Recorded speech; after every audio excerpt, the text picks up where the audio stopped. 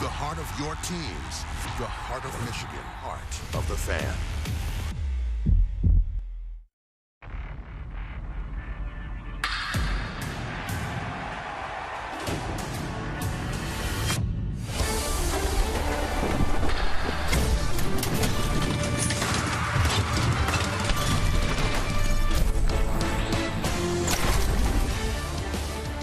Miguel Cabrera remains on the verge of baseball history. He stands one hit shy of 3,000 hits. His legendary status in Detroit and in baseball could go to another level today. Already an icon in his home country of Venezuela, Cabrera leads the Tigers against Colorado in the first of a split doubleheader on Bally Sports. Young and old alike are ready, willing, and excited to view history just like we are. Hi everyone, with my friend and my partner Craig Monroe, I'm Matt Shepard. It's not as much the climb to 3,000 on how the media portrays it or even fans for me, Simo. It's more about how players past and present are in awe of what he's about to accomplish. Shep, there's no other place I'd rather be than to be here today watching one of the greatest of all time do it. Now, when you start thinking about playing with him, you start thinking about playing against him, you're at the top of the stairs. You're with your arms up, watching and witnessing greatness. Yes, you're absolutely right. When you play against him and you play with him, you're in awe of watching Miguel Cabrera do what he does best, and he's a hitting machine. Got to get out of the way of those arms because I was they're getting a going to be little flailing excited all over there. I the was place fired today. up and ready to go. You know, we thought we might have seen it in the last game against New York until Aaron Boone pulled a quick one on Tigers fans. Didn't like it, but this shows you a lot about Miguel Cabrera and how he handled it. Well, he's about winning first, and that's what you love about this young man. A.J. Hinch, since he's become the Tigers manager, he has been incredibly influential in his, I guess, in the mental makeup of Miguel Cabrera, saying, listen, I need you on board. You are the leader of this team. And he does a great job by leading by example. And how about that moment there where he said, listen, look at the board, people. Right. I love the emotion and excitement, but we're up 3-0. That means that we got a chance to win. I love it. It's all about winning for Miguel Cabrera. Ideally, he wins and collects 3,000 today. We've got his swings, each and every one of them, coming up on Bally Sports against the Rockies next. Of what a bank can be come to Comerica. By Wallside Windows, we can do that. We are the factory. And by Car Shield. Car Shield cars go farther. There are only 32 men who have accomplished what Miguel Cabrera hopes to do today. 3,000 hits. Only 2 Tigers have done it. The great Al Kaline and the great Ty Cobb. Miguel Cabrera takes dead aim against Colorado today on Bally Sports. And we've got it for you next.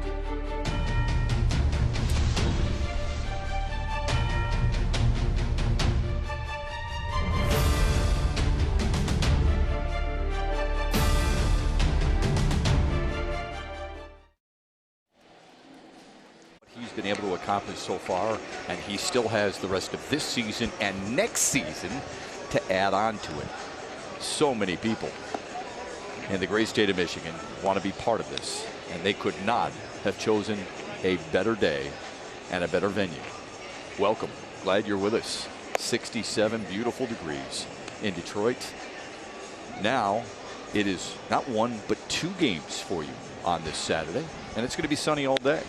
With Craig Monroe, I'm Matt Shepard. Great to be here. Honored to be here. The Rockies are in town, and here they come. A team that has surprised many. Here's their batting order presented by your Metro Detroit Chevy dealers. Chris Bryant started the year on a 7-game hit streak. He's their big free agent acquisition. CJ Cron leads the league in homers and RBIs. And Jose Iglesias, the former Tiger, playing shortstop and batting 8th.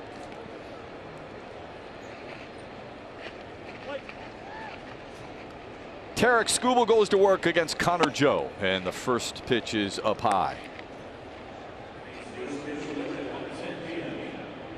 Third start of the season for Skubal. And he's got great stuff when he can control it, like that. Tarik Skubal coming off his best outing against the Kansas City Royals. I mean, he was sensational, Shep. He pounded the strike zone. He utilized all of his pitches. He'll have to do that today against this pesky Colorado Rockies lineup. That knuckle curve has been something for him, hasn't it? He just threw it for a strike two. It's a pitch that he can get himself back into the count with, but it's also a pitch that he can get ahead of hitters with. I like the way he is now utilizing all of his pitches. Outside, it's 2-2 to Connor Joe, who's the designated hitter for Colorado today.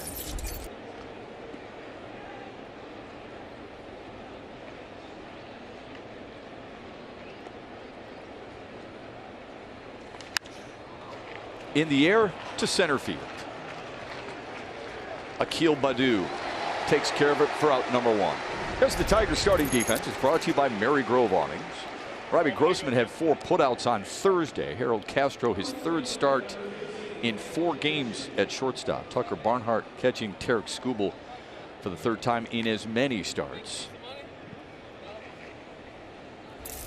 And Akil Baddoo, first game started in center field since last Tuesday. Good to see him back out there. Saw him working with George Lombard earlier, going over game plans. There's Randall Grichuk. You remember him from Toronto.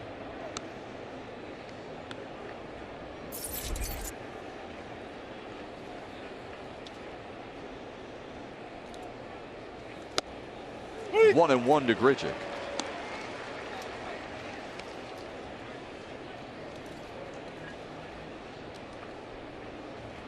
They play him to pull. Another 1-2 count for Tarik Skubal.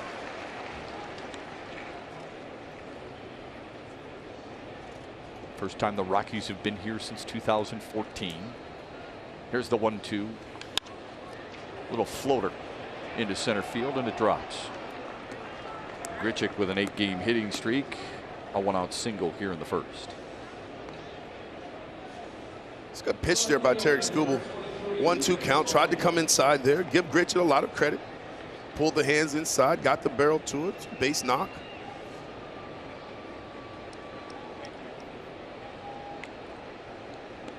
Sets it up for Chris Bryant. Here's the guy you want to be careful with. Hunts fastballs. Likes that ball middle in. Not up and in, though. 1-0. Don't mind that at all. You want to make these guys uncomfortable. Skubal's got a power fastball. And he wants these guys to be uncomfortable in the batter's box. You don't want them to be comfortable and being able to split the plate in half. You want them to respect both sides of the plate. Swing and a miss. It's 1-1. And Shep, a lot of times when you see pitchers come inside and they move your feet or they make you jump out of the way, all they're trying to do is open up the outside part of the plate for themselves. And that's what Skubal did on that first pitch. He wants to establish that he's going to come in there, but he wants to get Bryant out, away. Career best 7 strikeouts last time out against Kansas City for Skubal. Here's the 1-1 to Bryant. Foul tipped into the glove of Barnhart, and it's 1-2. Bryant was the big free agent acquisition for Colorado. 7 years, $182 million. Second largest in franchise history. I was a little surprised by that signing. I think a lot of people were. Colorado Rockies. Considering they let Trevor Story go and traded away Nolan Arenado.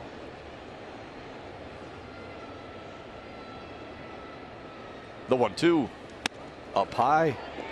Good stop by Torkelson at first base. That throw from Barnhart in the dirt. We've shown you over our last couple of broadcasts how hard Torkelson's been working out there at first base on that play and a number of others. There's the resume for Chris Bryant. It's a good one. And he's been good for the Rockies early on. Batting .349 coming into the game today.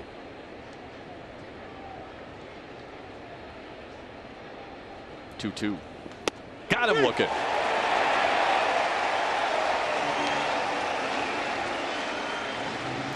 Good change up there, though, by Tarik Skubal. Sped him up with some good fastballs on the inside part of the plate. Got him looking in there.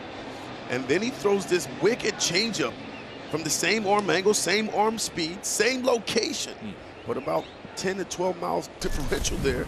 And he freezes Bryant on the inner half. One of my favorite things to do before we get ready for our broadcast is talk to visiting broadcasters who may not have seen some of the Tigers in a while. And you and I were telling the Colorado folks, you're going to like this young pitcher we've got today.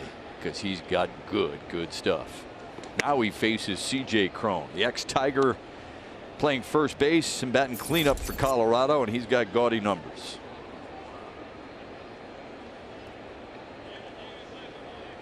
Big embrace between Cron and Miguel Cabrera before the game today. It was nice to watch out there in shallow center. The 1-0 up high. And when I talked to Cron before the game today, I said, "How you feeling?" He goes, "I feel great, man. I'm so excited." I said, "Why? Because you got 2 on a beautiful day?" And he's like, "No. I'm going to get a chance to watch Miguel Cabrera collect number 3,000. He went right to Cabrera, man. I was like, "Oh, that's really cool. All right. You're feeling it." It's like everybody else. Here's the 2-0. Right down the middle. Yeah, Chef, to your point, though, that's just the ultimate respect. Given the fact that you played this great game and you know how tough it is. And to watch Miguel Cabrera be as consistent as he's been throughout his career is just remarkable. That guy right there, one of the best managers in baseball. The 2-1. Swung on and missed. Early on, Skubal showing that he's got a real good feel for that changeup.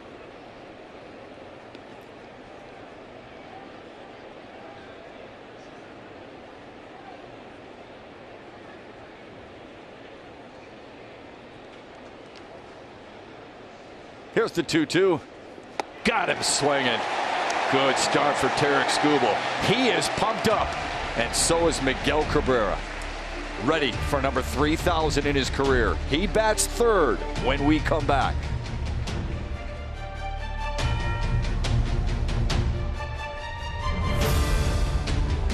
Had his first multi-RBI game the other day against New York, and Miguel Cabrera has 375 interleague hits. That's more than any other player in baseball.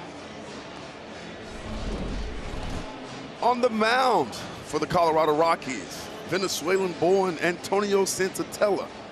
And he's got 3 different pitches. He likes to throw the 2-seam fastball, but it's funny because he used a 4-seam grip. He's got some late movement in the strike zone, doesn't strike out a lot of guys, but he just misses barrel. Just signed a 5-year extension. He wants to be in Colorado. Today he's got to go up against the big fella, Miguel Cabrera, chasing 3,000. Should be fun. Oh, what he must be feeling. His first pitch to Robbie Grossman is in for a strike. Got a chance to watch some video of Senzatella and how he attacks righties and lefties. He's got this real smooth delivery. Fouled away, and it's 0-2. Not only is Senzatella Venezuelan, but Elias Diaz is as well. Colorado has more Venezuelan-born players on their active roster than anybody else in baseball, and it is very special for these 2 men to be part of this today. The 0-2 to Grossman. Right field base hit. Way to set the table. Robbie Grossman, an early knock.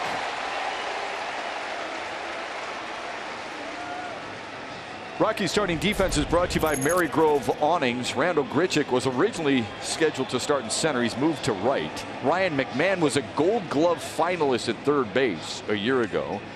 And Elias Diaz makes his 21st appearance with Antonio Senzatella, the most anyone has caught the Rockies starter. Chris Bryant, the 4-time All-Star, all his games in left field. He was a really good third baseman for the Cubs, but Colorado's playing him in left field. Here's Austin Meadows with a man aboard and Miguel Cabrera on deck.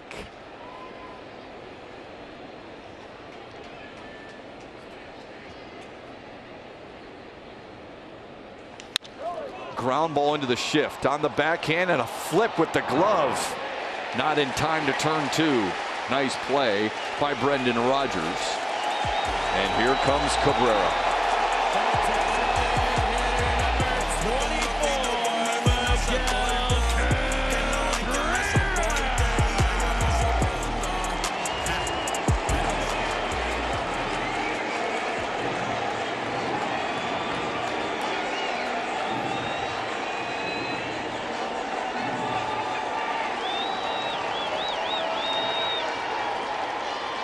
You notice they change baseballs because these are specially marked for when he collects that historic number. There's his family. His wife, Rosangel, mom, Gloria.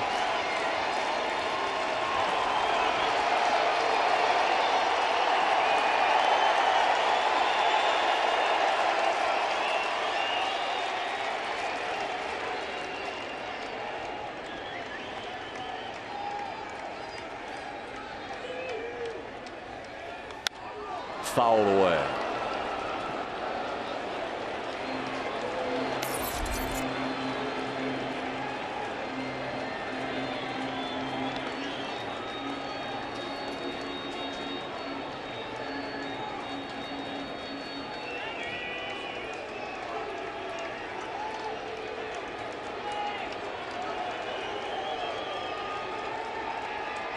The 0-1, high and away.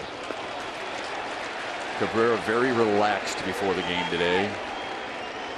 Lounging on the couch in the clubhouse. Watching some friends play some cards. Very at ease.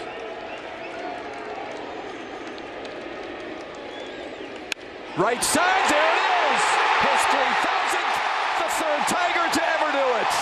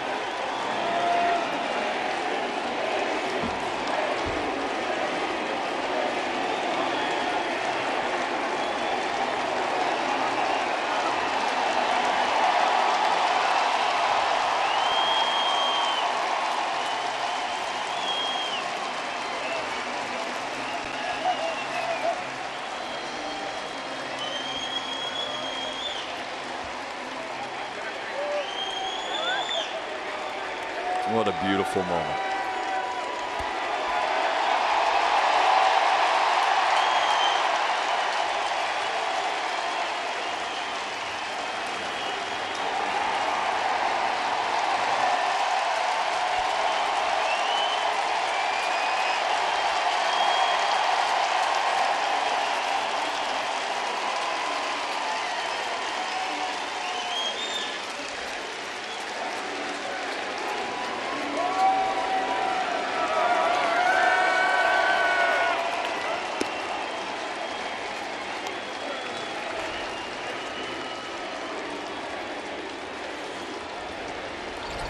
Oh, baby, 3,000 hits here at Comerica Park in front of these great Tiger fans. He knew it right away in classic Miguel Cabrera form. Stays inside that baseball, drives it the opposite way for 3,000 knocks. Salute, and the family sharing the moment. The owner, Chris Elledge, and his wife. It just doesn't get any better than that.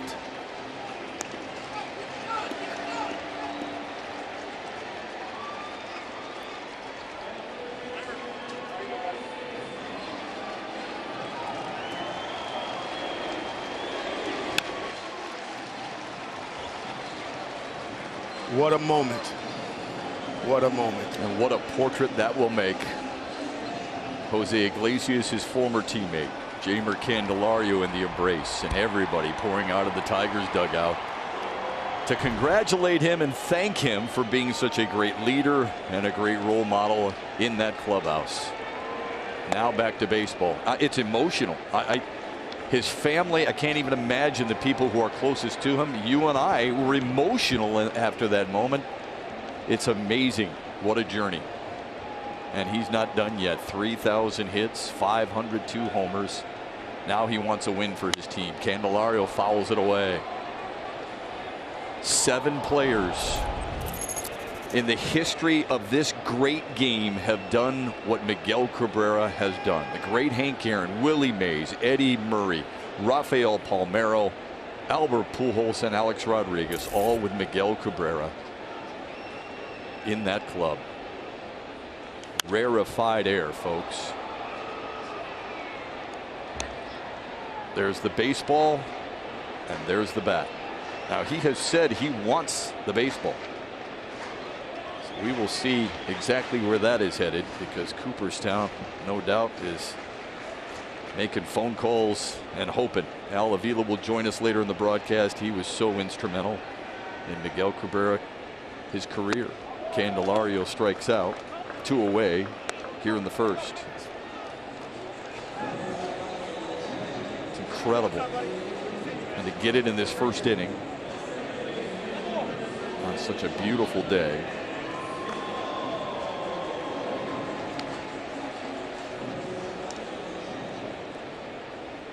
Jonathan Schoop stands in. You know, Cabrera, his mind shifts immediately to, I want to score now. Yes, it did. Let's get some wins.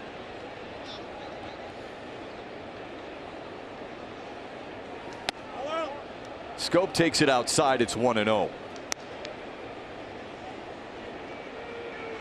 Scope's off to a sluggish start here. Jumping at the baseball a little bit, so he's working on trying to stay back and allow the hands to play out in front.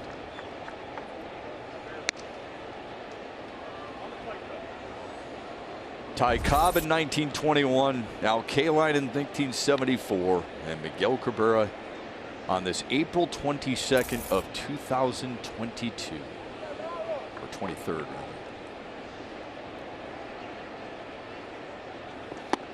Swung on and missed, and it's 1-2 to Jonathan Schoop.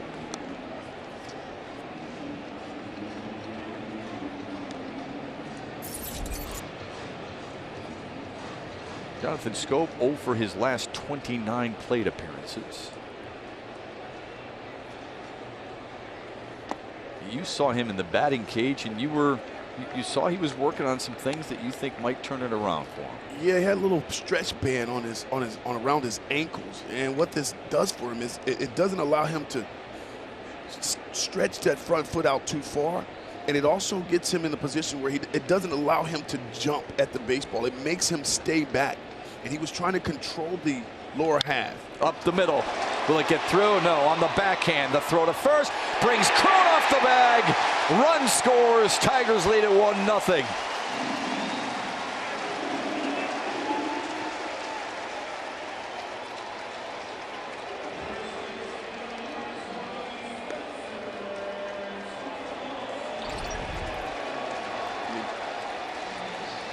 Connor Jones is a good, I'm sorry. Brendan Rodgers does a great job of getting to that baseball and keeping it from going to the outfield, but just not able to finish the play. And Schoop hustling down the line, beats it out. The Tigers are on the board. Opens the door for Spencer Torkelson. Big swing, right side and deep. Back goes Grichuk. That ball is gone! A three-run bomb for Spencer Torkelson, bringing home Miguel Cabrera, and the Tigers have the early big lead on Colorado.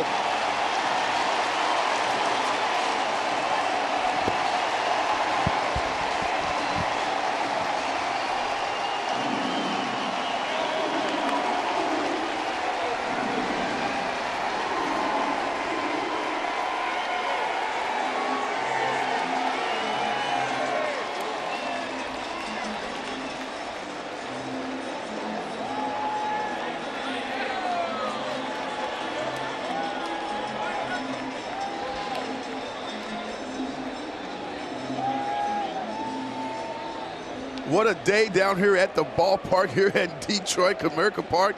You talked about, we've been waiting, anticipating a 3,000 hit from Miguel Cabrera. He gets it done. But he has talked about Spencer Torkelson since the day they signed him, how good he's going to be and how good he thinks he is right now. Well, how about that swing there? Staying inside that ball and driving it out to right field in front of this huge crowd. And boy, did they go crazy. Team leader in homers and RBIs, and what a thrill it must be for him to be able to drive in Miguel Cabrera after he collects number 3,000. Something he'll never forget. Right. What a moment in his young career. Authenticating Cabrera's batting gloves now. Castro fouls it away. It's 2-2 to Harold Castro, the number 7 hitter in the Tigers lineup today.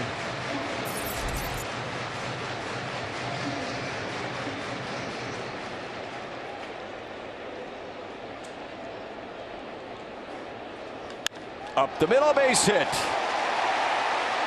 That's just a thing of beauty right there, guys. Let's go back to Torkelson's swing, guys. You talk about the power, but let's talk about the opposite field power. Gets a fastball up 95, but look at the transfer of the weight there, the weight transfer, how he gets through that baseball. That's what creates that backspin and allows that ball to carry to right field for a big 3-run bomb. And then, yes, pull out the arrow, the bow. Shoot your arrow, kiddo. That's big power opposite way, isn't it, bud? He's having a lot of fun. He belongs here. He believes it. He's confident in himself. And, man, he just keeps putting together solid at-bats. He's really fun to talk to, too. He You really go is. by his locker every day. How you doing today? Big smile. He knows he's living the dream, but he's earned it, and he's living up to it. He's definitely living up to it. But you're absolutely right, Ship. You love walking into that clubhouse and seeing Torkelson in the smile, the excitement of being here, being Miggy's teammate, being here at the big league level, playing out his childhood dream.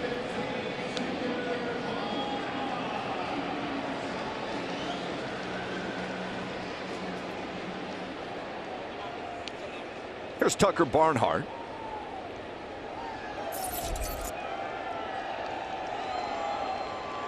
Five hits for the Tigers in the inning, 4 runs scored.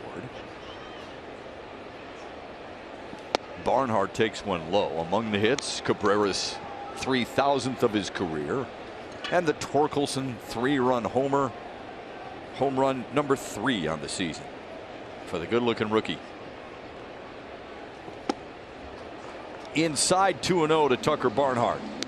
Well, we could have been talking about this Tigers offense off to a rough start, right? And we were talking about how they've still been patient in the batter's box. They're walking, they're getting on base, but we haven't been able to deliver that big blow. Right. Well, that's why you trust the approach.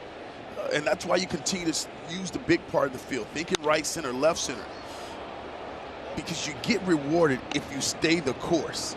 And that's what Tarik Skubal, as the hitting coach, that's exactly what he tells these guys every single day. Stay the course, trust the plan, and attack the baseball. Today, we're getting rewarded for putting together some good at-bats against Sensatella. 25 pitches deep for the Colorado starter. Line drive, base hit.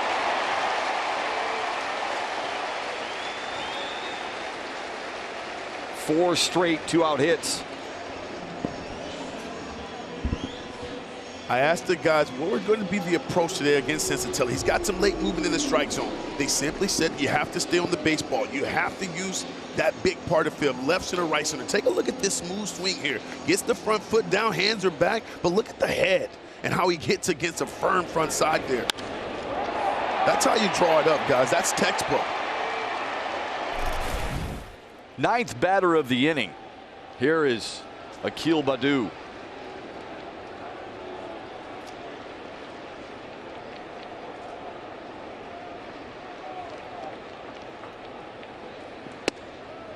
Takes a strike. And now Akil, off to a tough start too. He wants to get into the action, Shep. You got to get in the action and put together a good at bat here. Scuffling a little bit out in front on the off-speed pitches.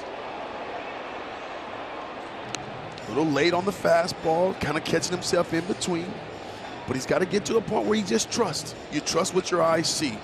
And I'm hoping that he can continue to trust his approach and be a little bit more aggressive on that ball out over the plate, where he's done a lot of damage. Like to see him getting that in that groove that he had early on last season. Fouls it another one away. Tigers have done such a great job since the All-Star break of a year ago. They are second best in the majors with runners in scoring position in terms of team batting average. That is getting it done. Yeah, you're starting to see guys, especially with 2 strikes, they shorten up a little bit. Baddoo waits on an 0-2. Up high.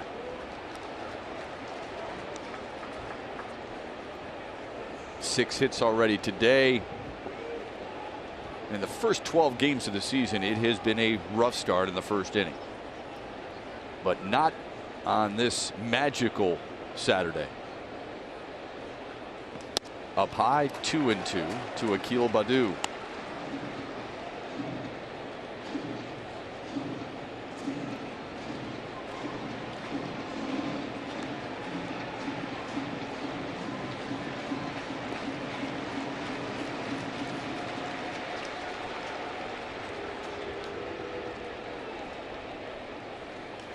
Popped it up.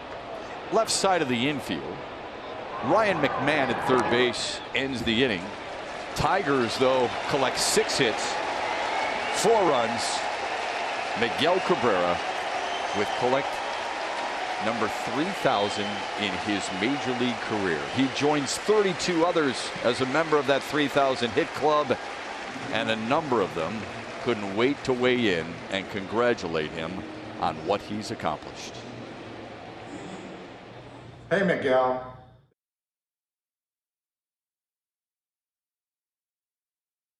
I'm getting to 3,000. Hey, Miggy, Baseball Hall of Famer Wade Boggs here.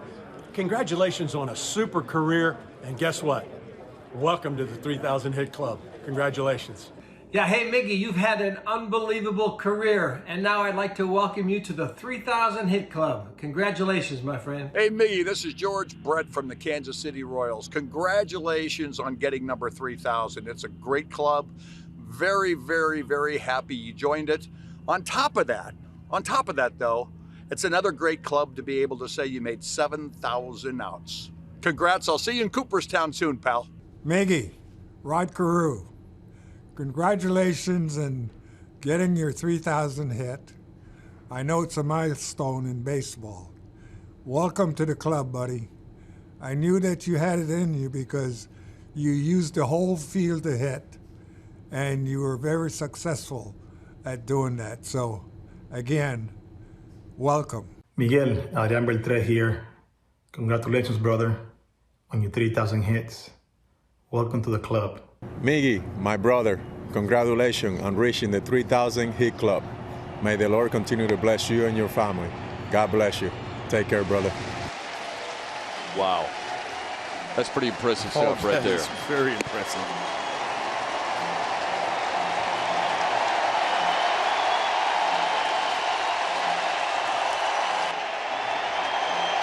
There's the curtain call for Miguel Cabrera. Goosebump stuff.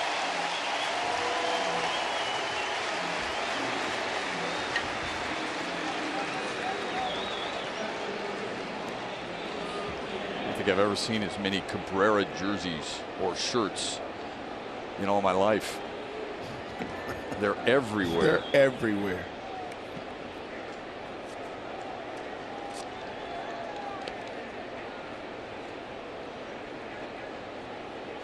Man, what a moment. What a moment here at Comerica Park. So happy he was able to do it here at home. Elias Diaz leads off. He's the catcher for Colorado. He is Venezuelan. I talked to him at length this morning, and he said, I'm going to get emotional when it happens. Pops it up right side. Torkelson is under it. Diaz said he was watching the game against New York the other day in their hotel room in downtown Detroit, And he was videotaping our broadcast, crossing his fingers. I hope he doesn't get it. I want him to strike out. I want to be on the field when he does it. That's an opposing player. Right. No, this is the pride of Venezuelan-born community there. That whole country. Just what it means to him is what I think about, Jeff. I don't know if we can put it into words. I don't think we can. And I asked him to try and do that, and he got choked up, and he said, yeah, it's tough to explain. It's an incredible moment for our entire country because he is such an icon. And we view him similar in Detroit as an iconic sports figure, an iconic Tiger. But this is an entire nation for Miguel Cabrera. In the air to left field for Austin Meadows. 2 outs for Tarik Skubal in the second. Menards brings you the big money encounter. We could do this all day long and twice over if you wanted because of the number of accolades that he has. This is the 997th different pitcher that he has collected a hit off of. 7th foreign-born player to do it, first ever from Venezuela. Joins Carl Yastrzemski as the only players to have a triple crown in 3,000 hits. He's also just the 2nd player with 3,000 hits, multiple MVPs, multiple batting titles, and a World Series title. Stan Musial is the only other player to do that. I mean, the names that Miguel Cabrera is associated with are just revered so much in baseball. And he belongs right there with him. Brendan Rodgers stands in with 2 away. It's 1-2 to him.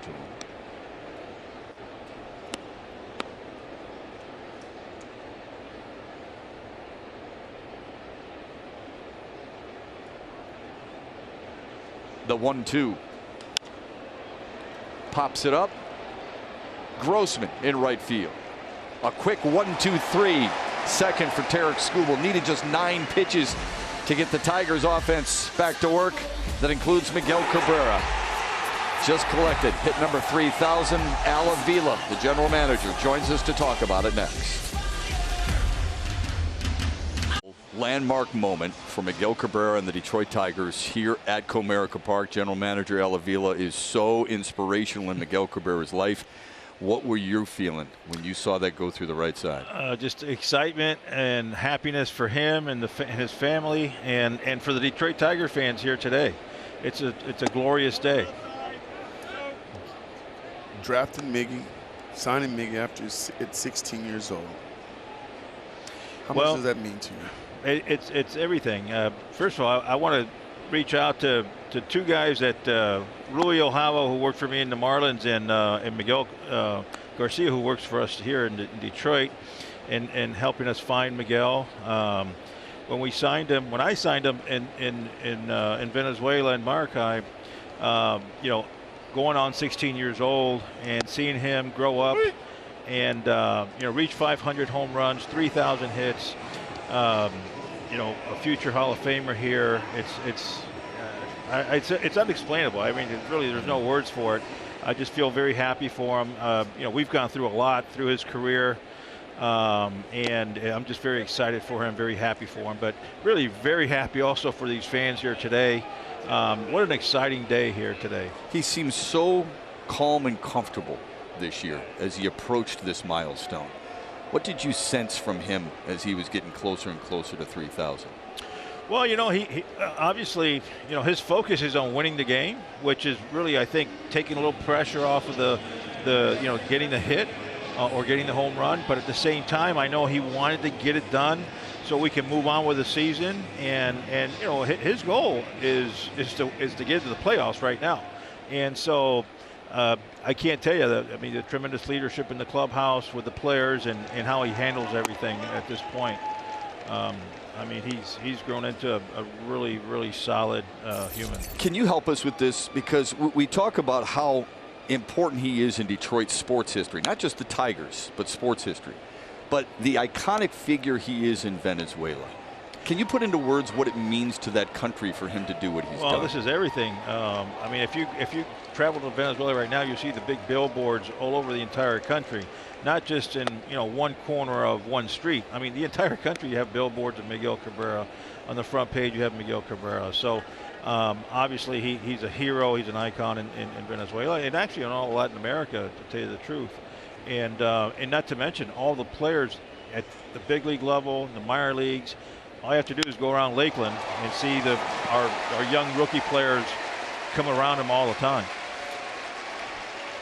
Here he comes for his second at bat, and a deserved standing ovation for the latest member in the 3,000 hit club.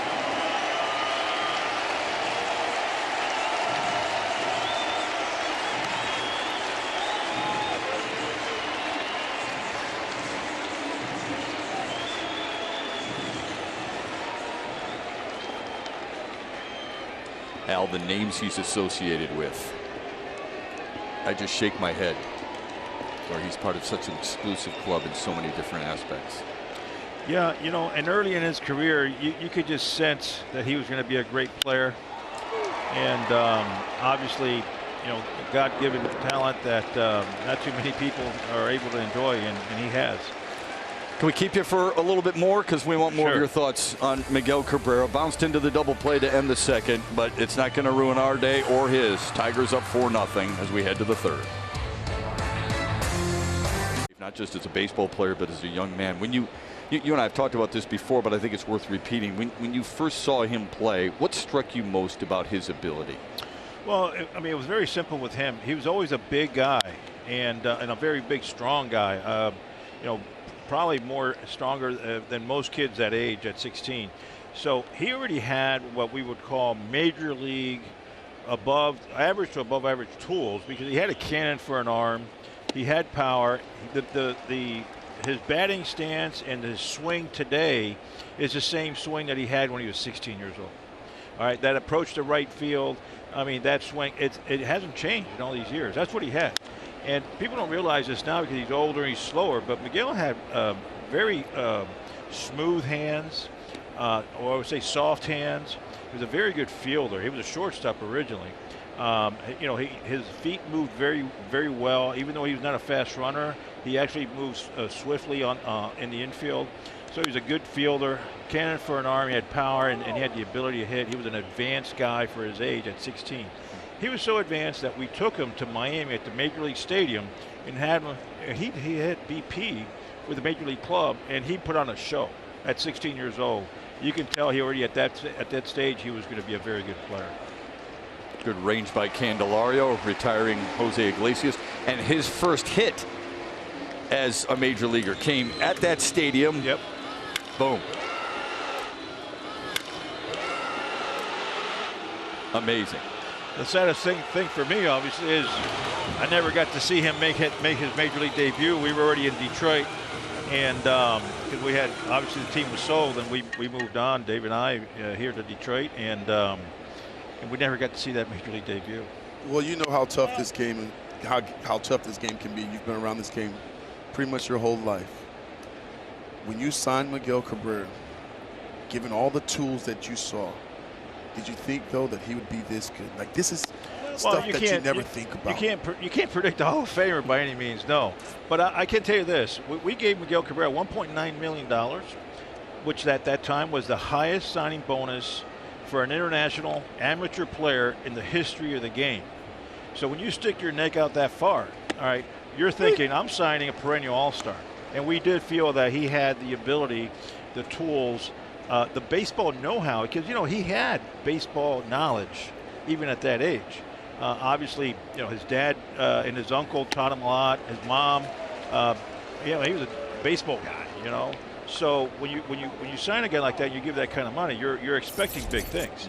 But obviously you can't predict being a Hall of Famer or this kind of career. But we thought he was going to be for sure. We thought he had the ability and the potential to be a perennial all-star. What do you think the younger players on this team and in this organization are learning from him most now? Well, I think just the day-to-day approach of playing baseball and getting through 162 games and being productive. Because the highs and lows can really kill a player, a young player. and just teaching them how to get through the struggles. Perfect example, Torkelson. Okay, just hit a home run. What a great day, right? Miguel gets his 3,000th hit, and Tork gets a 3-run homer. He's passing the torch, exactly, right? Exactly. But just getting through those tough days and getting into tomorrow. Okay, and the everyday batting practice and just how to prepare for a game on a daily basis and get through 162 games. He doesn't get a lot of credit for the defense. We talked about the soft hands. He could play third base. He could play first base. But I want to talk about the mentality, the mental part of the game. Did you see that early on? Yeah, I mean, like I said, he always had a good baseball IQ. He always was a smart player. He learned pitchers very easily. He knew and he would have expected what was going to be thrown at him. When we had Maglio here and Victor Martinez, obviously when those three guys were here, and even Carlos Guillen, I mean, they talked to each other about hitting, about opposing pitchers, and it was just they were so smart on their at-bats. Well, speaking of smart, you're pretty smart to sign him originally and then bring him here. Thanks, Al. Appreciate it. Enjoy the day. You guys have deserved it. There's no question. 4-0 Tigers as we head to the bottom of the third. Tarik Skubal's in a groove, and so's Miguel Cabrera. Much better, to be honest with you. It's a beautiful spring day here in downtown Detroit. We're playing doubleheader baseball. Miguel Cabrera in his first AB gets his 3,000th hit, and of course we talked about Spencer Torkelson, almost a passing of the baton. But you had Al Avila in the booth, and I thought it was really important, guys. We talk about, Colorado has the most Venezuelan-born players in the major leagues right now with 5. When we were in Kansas City, we talked with Salvador Perez, a fellow Venezuelan, and he talked about the impact that Miguel Cabrera had on his career and for everybody in that country. There's some unrest in the country. This is an outlet for everybody. And the last thing I'll say is when we talked to one of the Venezuelan journalists inside the Tigers clubhouse earlier today, and he said, I'm telling you, every sports television in Venezuela today will have this game on in our home country. It means so much. So we see the flags obviously flying high here at Comerica Park. This one should stay in the yard, and it will. It means a great deal. It means a great deal to us here in Detroit. It means a great deal to fans all across baseball. It means so much to the Venezuelan community, many who showed out in support today. Yeah, it's a wonderful story for them, something that they'll be able to cherish forever, and that includes Antonio Senzatella on the mound for Colorado. I was talking with some folks the other day about this, and they're from out of town, and they asked about Cabrera, Simo, about where he is in the hierarchy of Detroit sports heroes. And I think you have to put him in the same conversation as Steve Eisman, Barry Sanders, Isaiah Thomas, and Al Kaline. Who am I missing, if anybody? I mean, I think those are the guys that are just next level, that have been ambassadors. I mean, just some of the greatest players to play here in Detroit, in Michigan. I mean, is there anybody that we did leave off? Yeah, I've got a slew of them, but I'm not sure they're in that rarefied air. The last thing I was thinking about last night as I was going to sleep, what's the statue of Miguel Cabrera going to look like? And I'll be darned if what he just did in his first at-bat wasn't the first thing to my mind. A hit to the other way, just how beautiful his swing is going the opposite way. Well, it's just been that classic Miguel Cabrera swing, as Al alluded to. Hot shot. What a play by Iglesias. He can pick it still. Since he saw him at 16. And you know what? We've seen this act here from Iglesias, the plays that he was able to make in a Tiger uniform. Take a look at this play here. Oh, baby. Stop it. You got to appreciate greatness. You love the glove work, the magician, the magic that happens on a baseball diamond. And this guy's been right in the middle of it. One of the better defensive shortstops that we've ever seen. And he just makes it look easy. Got great hands. Here's Spencer Torkelson. He wowed us in the first. The capper in the first inning was his 3-run blast to right. Just a special moment, too, given that Miggy had hit the 3,000 He's got his 3,000 hit, and then you start thinking about what Miggy did for him in spring training. When they called him in the office, he's in there with the manager, A.J. Hinch, and he's kind of passing the glove, passing the torch over to Torkelson and singing his praises, saying, listen, this kid's going to be good. We have to take him north with us. And then he said, yes, you're going to the big leagues, and the smile and excitement from Torkelson was just, what a moment. Meant so much to Torkelson. It did. And Cabrera. Here's the 1-2. Swung on and missed. The Tigers go 1-2-3 for the first time today. But on a beautiful day, we have already seen Major League history. Miguel Cabrera joins Cobb and Kaline as the only Tigers with 3,000 hits or more. And his the way he goes about his business. Miggy could be 0 for 4 with 4 strikeouts or 4 for 4 with 3 home runs and a triple. And he's the same guy. He's not gonna be a poor me. Because he knows it's a team sport. He might be 0 for 4, but we still won the game. He's still happy. That's Chevy's strongest player, Spencer Torkelson's thoughts on Miguel Cabrera. This kid is going to have a wonderful Major League career, but to be able to go back and say, when Miguel Cabrera hit his 3,000th hit, I drove him in with a 3-run homer. Pretty neat. Yes, it is. Randall Grichuk was the first one to touch the baseball. He's playing right field, and that's where the base hit was drilled through the right side back in the first inning. Tarik Skubal, in the meantime, Simo, 29 of his 44 pitches for strikes. He's got a couple of strikeouts, and he's allowed just 2 hits. He has been dynamite so far. Well, he's at it again, Shep, attacking the strike zone. Sits him down. Strikeout number 3 leads off the 4th. Social media all abuzz after Miguel Cabrera's accomplishment, and a lot of former players and current players, like one of the best in the game, Mike Trout. Congrats, Miguel Cabrera, 3,000, and he's on fire. Alex Rodriguez, who's part of that club, that 3,000 hit club and 500 homer club, one of the best to ever watch. Bryant softly in right center. Badu gives way to Grossman. 2 away. Former Tiger Dontrell Willis joined in as well. Way to go, my brother. And of course, teammates. And I know social media is abuzz with our recent conversation. Gordie Howe, part of that conversation that you and I have. We were talking more recent names, but there's plenty in which Detroit can be proud of. Miguel Cabrera, part of it. Here's C.J. Cron, who was taking Miguel Cabrera's pulse at first base after he collected number 3,000.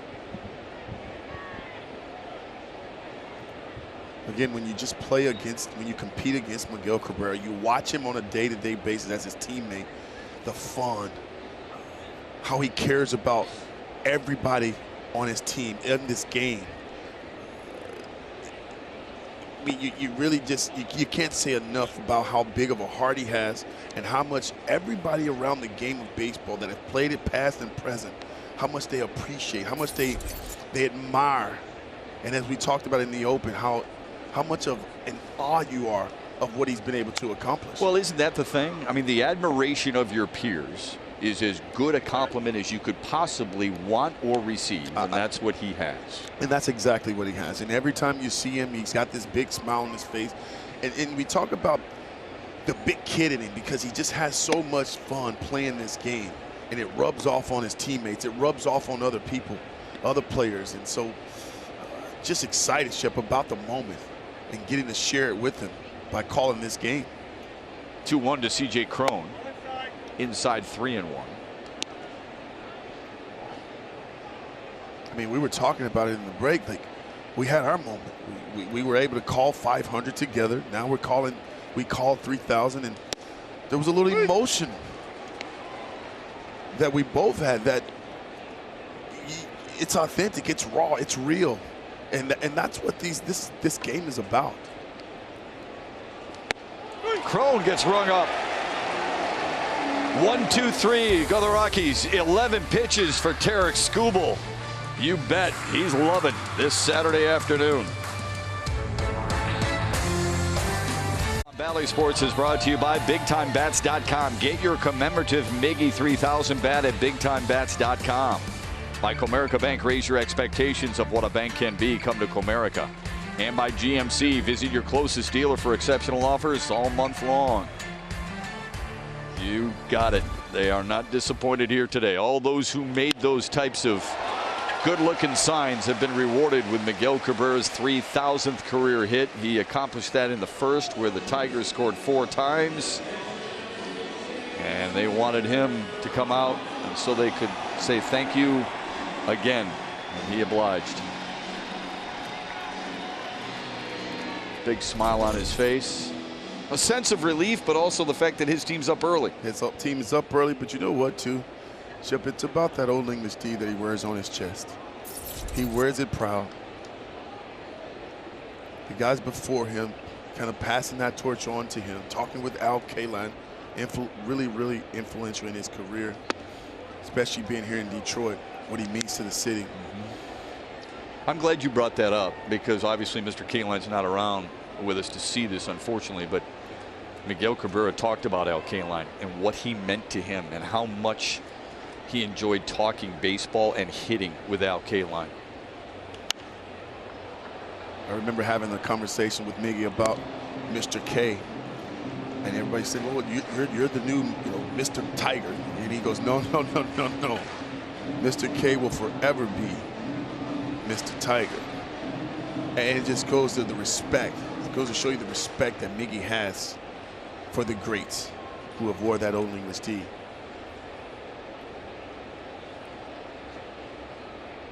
Tucker Barnhart singled his first time up.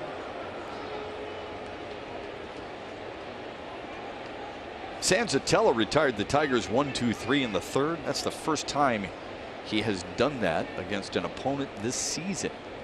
But Harold Castro made sure it wasn't going to happen here in the fourth. That leadoff single, his second hit of the day. Barnhart with a bunt and a dandy. And he's going to be aboard for the second time.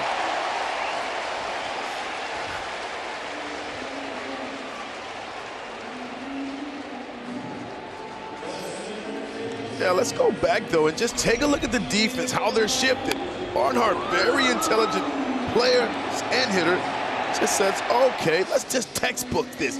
Bat out in front, create the angle, eyes on the ball, get on top of it, get it on the ground, and get yourself a knock.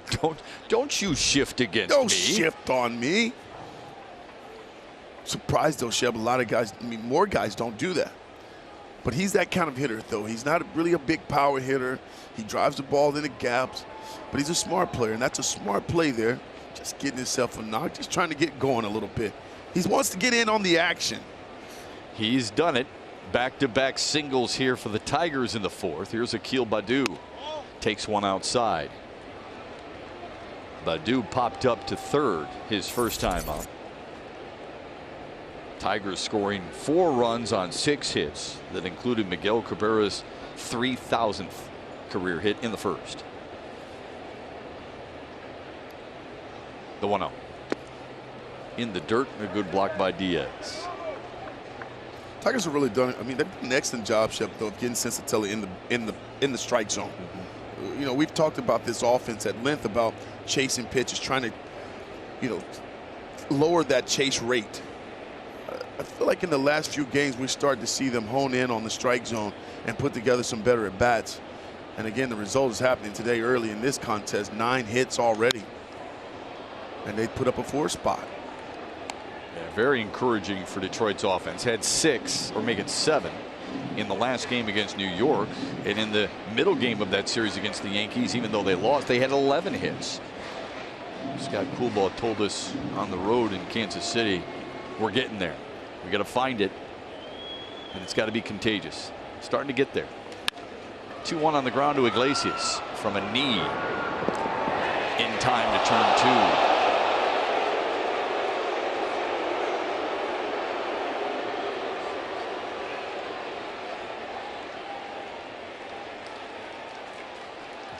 2. Akil getting down the line here, but take a look here. Freeze it. Looks like he there's no question they've got to overturn that because he beats that ball clearly.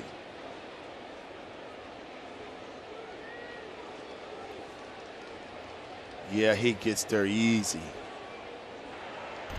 Detroit's challenging the out call at first base. That's Alfonso Marquez, the crew chief. And you wouldn't think this should take too long. Absolutely not. It's a clear-cut overturn for me. He was safe. Simo's gavel has fallen. He says, make it quick and make it right. And everybody in the ballpark sees it, and they understand it too.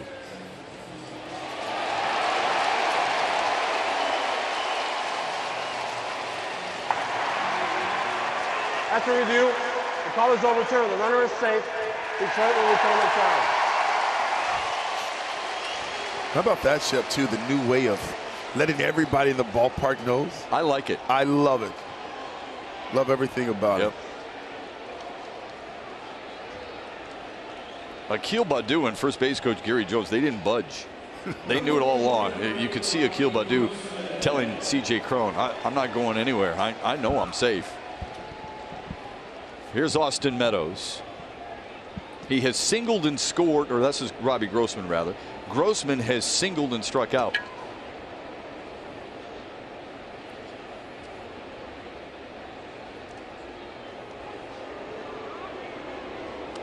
Well, Simo, the Tigers have life today, but A.J. Hinch has admitted he wants to infuse a little life and a little bit more into his team. Do you anticipate a possible either hit and run or a stolen base from Akil Baddoo here? Well, I think it is still early because after the 5th inning, you know, the unwritten rules, you don't want to, to embarrass the opposing team. But I just feel like from an offensive standpoint, when your team is scuffling and you feel like guys are overthinking it a little bit, it's always nice for the manager to say, okay, well, I'm going to create opportunities for you, but I'm also going to create this just pick up the ball mentality because guys are overthinking it. So, no, I wouldn't be surprised because guys like Baddoo and guys like Grossman have gotten off to a little rough start here. 2-0 to Grossman. The single in the first for Grossman extends his hitting streak to 5 in a row. So maybe he's starting to feel it a little bit more now, Simo. And that would be great for Detroit because he is that stir of the proverbial drink at the top of the order. The 2-0.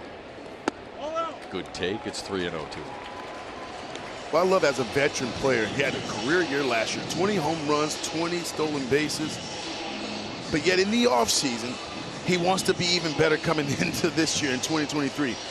Big leg kick last year, not so much this year. He talked about trying to be more consistent than he was last year by eliminating some movement.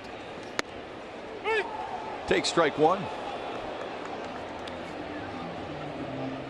I think that's all you really need to know about Robbie Grossman. When a guy like that comes off a career year and he says in so many words, look, I reflect on my season, I got to do better. I set loftier goals and I have to push myself. That gets you fired up, doesn't it? Oh, absolutely. And you also, as a player, as you continue to, you age, you want to simplify your approach. The less movement, the less room for error. The more movement, the more room for error. Given the fact that hitting is about rhythm and it's about timing. And you want to simplify that approach to where you can eliminate, the long 3, 4, 5, 6 days of, being late and rushing and doing all the things that most hitters do when they're scuffling. You speed up, your front shoulder flies out, and it's simply because you're late.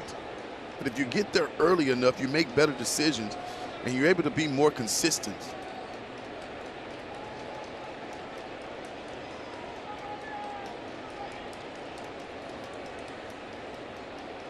(3-1) to Grossman.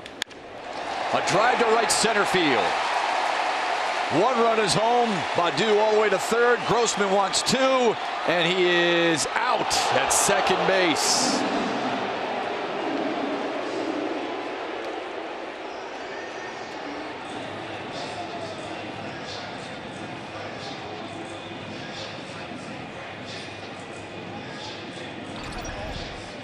Like the approach here. See the front foot stays down, hips and the hands work together. 3-1 count. That's a hitter's count.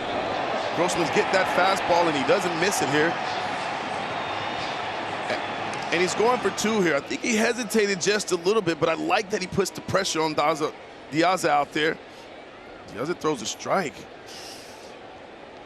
And that's pretty close too. But it looks like he got him, just barely. 2 outs in the Tigers' 4th. Here's Austin Meadows. Has singled and scored a run.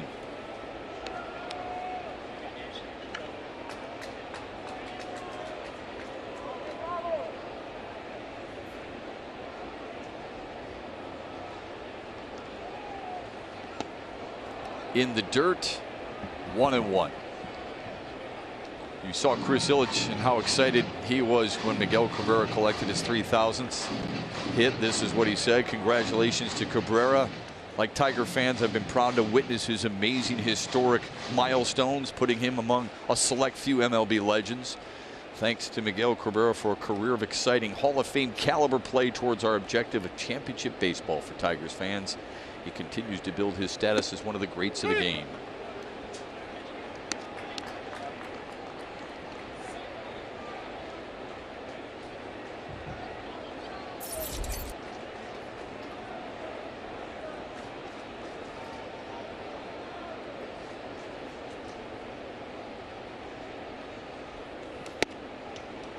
Two and 2 to Austin Meadows.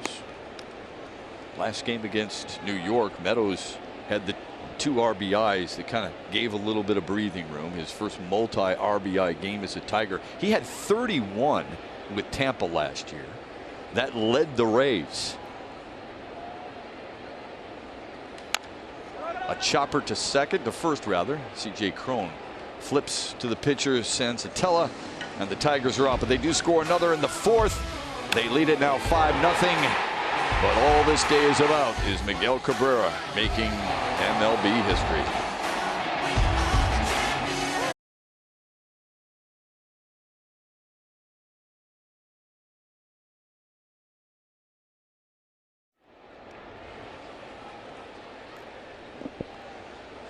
For the best coverage in the game, let's check out the T-Mobile coverage cam. What a sight it has been today. Gorgeous Saturday afternoon for 2 games between the Tigers and the Rockies, and we have seen Tigers and Major League Baseball history. Miguel Cabrera, the 7th player in history with 500 homers or more, 3,000 hits or more.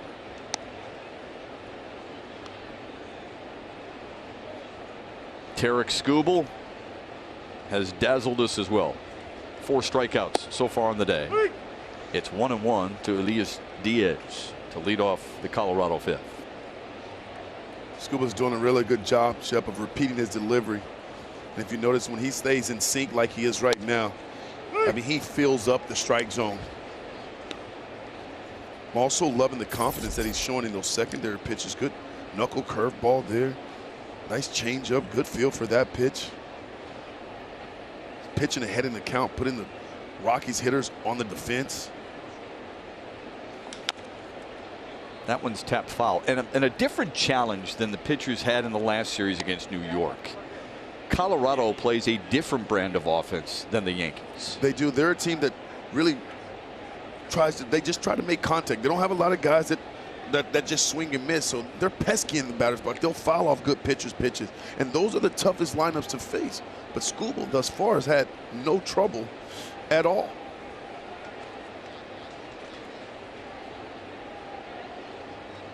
Another 1-2, high and away. Colorado historically has struggled away from Coors Field. They were 3-22 in their last 25 road games a year ago.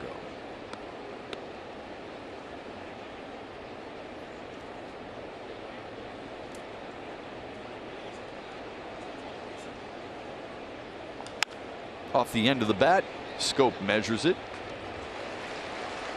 A soft fly ball out to start the 5th. Now a message from your Southeast Michigan Ford dealers.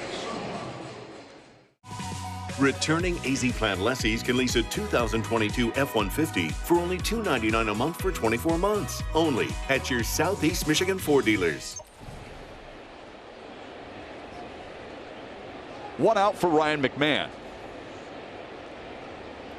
flew out to left his first time up. A first pitch strike from Tarik Skubal. Pouring it in there at 94.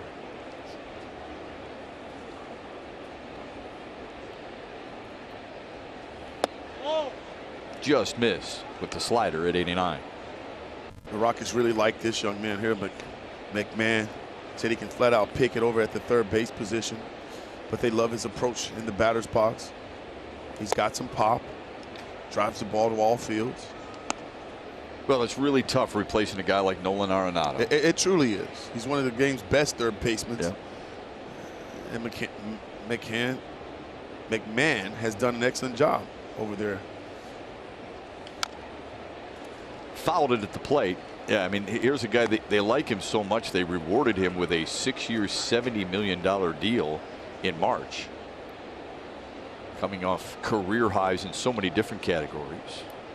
Charlie Blackmon getting the first game off. We'll see him in game 2 and tomorrow, but lefty on lefty with Skubal out there is a tough assignment. And McMahon goes down looking.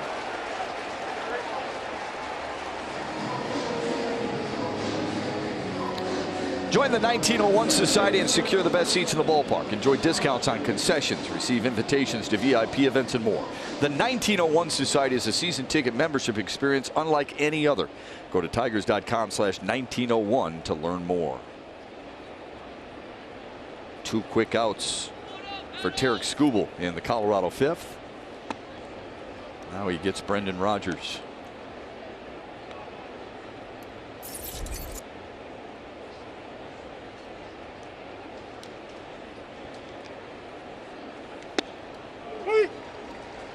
One and one to Rodgers. Started the season on the 10-day IL.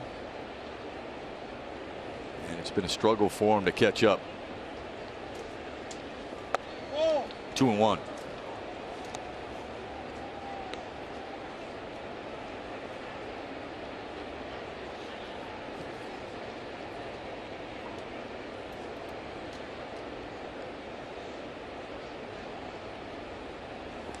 Swing and a miss.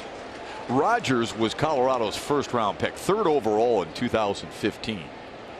Could have gone to play college ball at Florida State, but I think when you're 3rd overall, you're going to get some handsome money. You might as well make the jump. Fouls it away. Grew up playing on the same youth baseball traveling teams as Bo Bichette. And there's the draft. Heavy on talent. Swanson and Bregman. Kyle Tucker's turned into a phenomenal player. Yeah, Shep, the game's in a good place right now with a lot of young, some great talent. Yeah. It truly is. And it's good to see. Yeah, I love seeing it. I think baseball fans love seeing it. We here in Detroit are fortunate, of course. We're seeing one of those young talents on the mound today in Tarik Skubal. Here's the 2-2. Into right field. Grossman's got it, and another 1-2-3 frame for Tarik Skubal. We head to the bottom of the 5th, and the man of the day, the man of the season, one of the best right-handed hitters of all time, will lead off for Detroit. 3rd at bat of the day upcoming.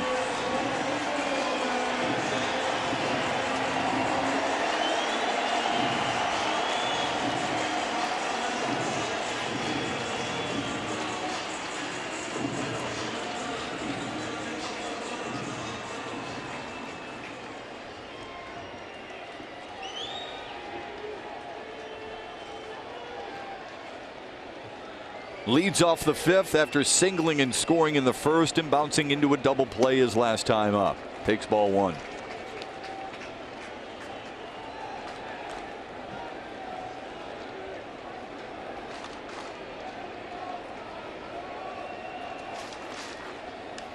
Fouls it away to make it 1-1. Good swing there by Miguel. Didn't get cheated on that one. Got himself in a good 1-0 count. He's thinking, let's see if I can't catch this ball out front and hit one in the gap.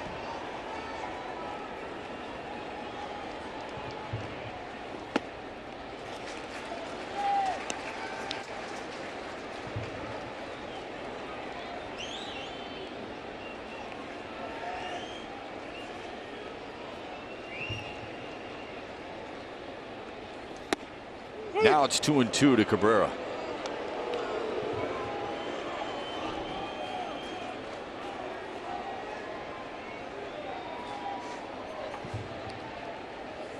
"13 hits on the season, leads the Tigers." Grounded sharply to third. On the backhand, McMahon throws him out for the first out in the 5th.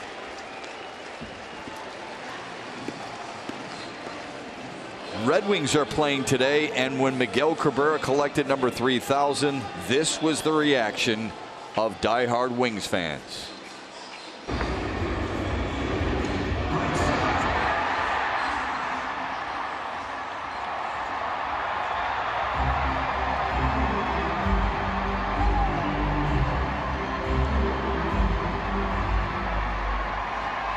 Boy, Chris Ilitch is going to get his steps in today, isn't Yes, he Walking is. back and forth between Little Caesars Arena and Comerica Park.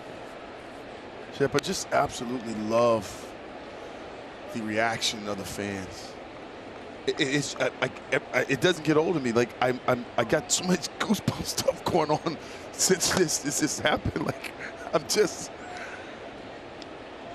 in awe of all the things that this young man has accomplished. I say young man because he's still a big kid at heart. It's just been incredible. It's been incredible to watch. Really happy for fans to be able to witness it in person here at Comerica Park. Opposite way for Candelario, but Colorado had him played well. Back-to-back groundouts to third for Detroit here in the 5th. It's really we don't know if we're going to see it again. And I don't know if we will. And that's probably what makes it even more special.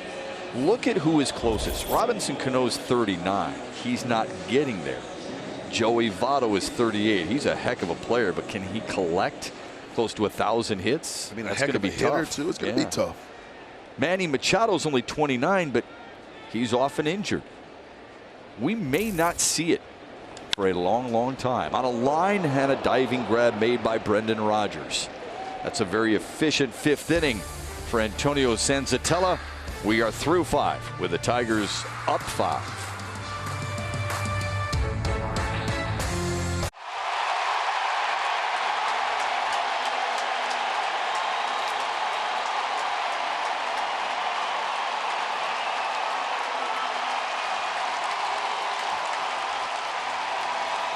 Keep searching for the right words. Awesome just keeps coming to mind.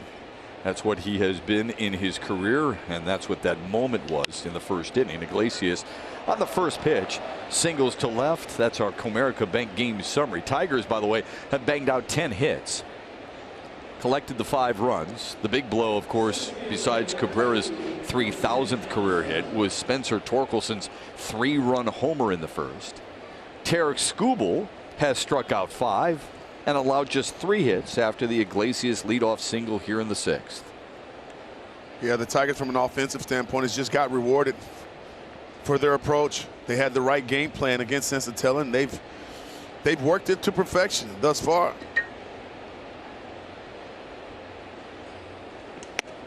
The first pitch to Jonathan Daza is a little high.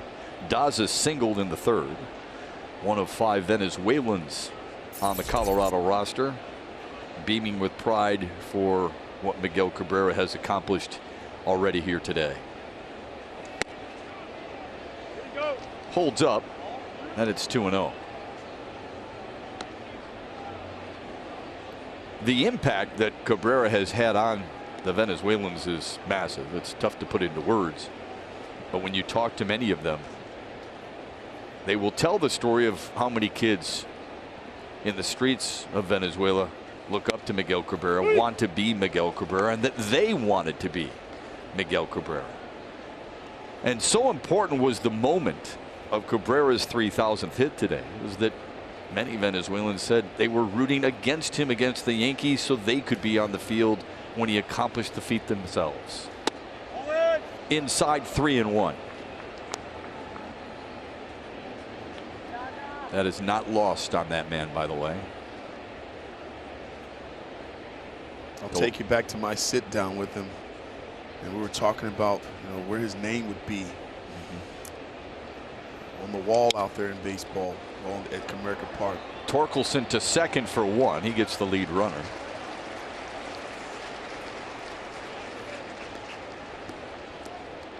Miguel Cabrera has joined that 3,000 hit club. From now until Tuesday, purchase an exclusive ticket package featuring a limited edition Cabrera 3,000 hit t-shirt, courtesy of Chevy.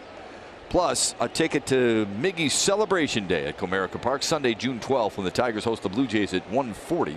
Packages start at just $24. Go to tigers.com/3000. That's tigers.com/3000. Appropriately named there. And just to finish there, Shep, and he talked about Connor Joe with a base hit to left. About his mom. He talked about his kids. He said all of this, he just wanted them to be proud of him. And the fact that his mom was so influential in his career, like she was his biggest fan, but she talked to him about always being a big kid, enjoying this game. She was a great softball player in his country, in Venezuela. And he said that he just wanted to grow up and be like his mom. And he thinks of his uncle, who was so important in his life and the maturation of his baseball skills. His father, who was so nervous for his final at bat the other night against New York when he had 3 hits in the game that he couldn't watch. Cabrera laughed at that and said, I'm the one who controls the moment. That's why they get so nervous. I don't get as nervous. Randall Grichuk stands in, takes one low and inside. And when he collected 3,000, this was his beautiful family's reaction. His wife Rosangel, his mom Gloria, his son Christopher, and his daughters Isabella and Brizel. What a moment. Foul tipped into the glove of Barnhart. It's 1-1 to Grichuk. And you love this ceremony, didn't you? Yeah, absolutely. That's beautiful. And that's what it's all about. I still laugh when he told his son Christopher, I'm going to bunt for number 3,000. And his son's like, come on, Dad. Typical reaction of a young kid. Oh, it's really good. But as far as the Venezuelan children are concerned, Miguel Cabrera's message has always been to them, dreams can come true. And what a dream it has been for him. 502 homers, 3,000 hits right now, and more to come. The 1-2 to Grichuk. Just inside.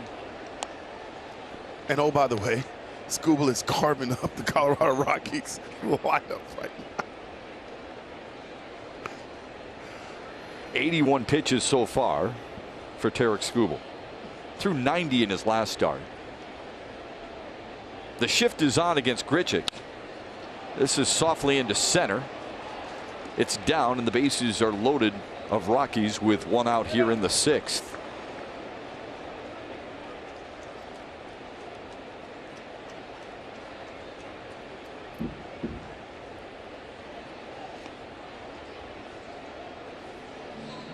Grichuk just put together some good at-bats against Skubal, though. Obviously seeing the ball well. Take a look at this pitch here. That's a good pitch at the bottom of the strike zone. But again, when you're seeing the ball well, you can slow the ball down, and Grichuk has done a good job. He's taken 2 really good swings. Base knocked to right, now base hit up the middle. Folks, baseball never leaves you, evident as my partner. As that ball was softly being served into center, Craig Monroe was pretending like he was going to fake to catch it, almost like he was giving signs to Akil Baddoo in center field here today. Just reaction. I love it's the it, reaction time. You know, you get yourself in that pre-pitch, and when the ball's in the hitting zone, you get ready, and when it's hit, you're reacting right away. Have to be careful here as the Tigers' pen starts to get loose. It's Willie Peralta. Skubal facing Chris Bryant. Struck him out in the first. Got him to fly out to right in the 4th.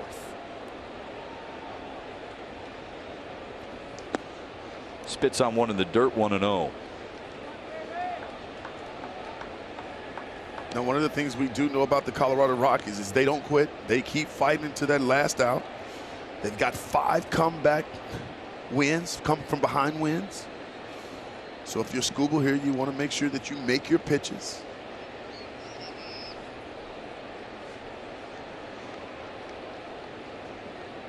The 1-0. poke down the first baseline foul.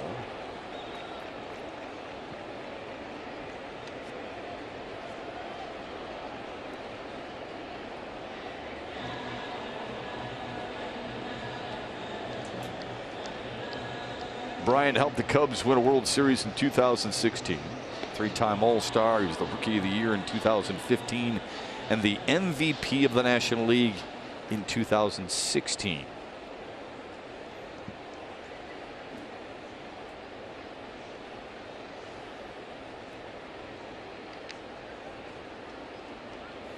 The 1-1. Fouled it away.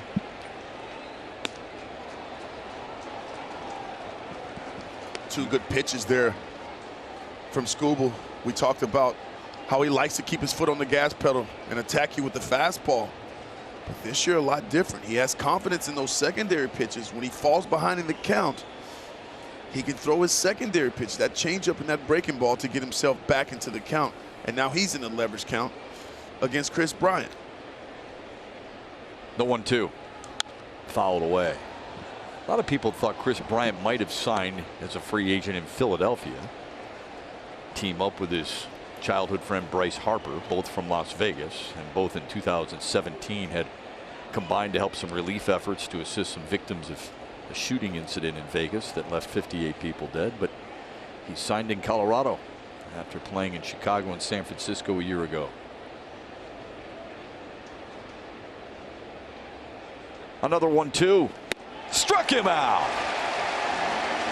Oh, 95-mile-an-hour gas. Couldn't catch up with it. 2 away. Yeah, I love the way Skubal attacks Kris Bryant here. He worked the bottom of the strike zone, changing his eye level, and then he comes up with this good 95-mile-per-hour fastball. And yeah, that's just by you. One more to get. C.J. Cron.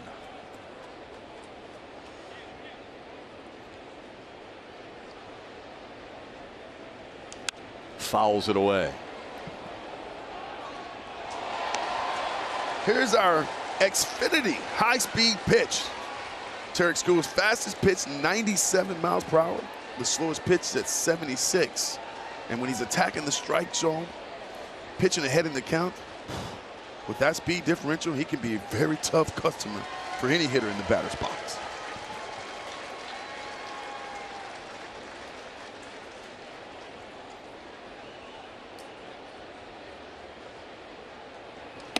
Now 1-1 to Cron.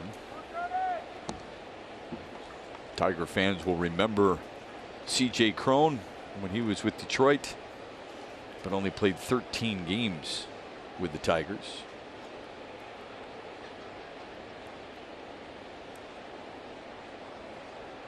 Cron's off to a really good start, Shep, too. He's got 6 bombs, just second in the majors.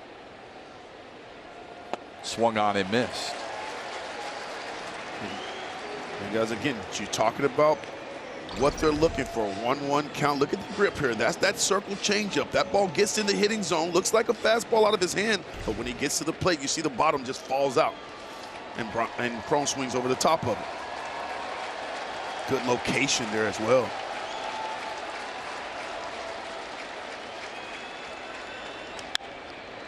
Popped it up. Right side. Running for Torkelson. Got it! And Skubal and the Tigers leave him loaded. He works his way around 3 singles. Spencer Torkelson working on his defense, adjusting to a tough play, and an over-the-shoulder grab to end the 6th and frustrate the Rockies. Gave us one a year ago with his 500th homer, and today celebrates number 3,000 in terms of hits in his major league career. All-side windows pitching change. Ty Block is on for Colorado here in the 6th.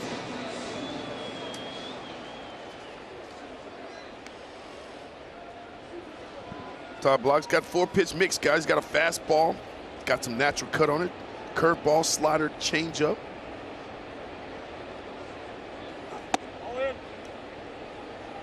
Faces Spencer Torkelson, Harold Castro, and Tucker Barnhart.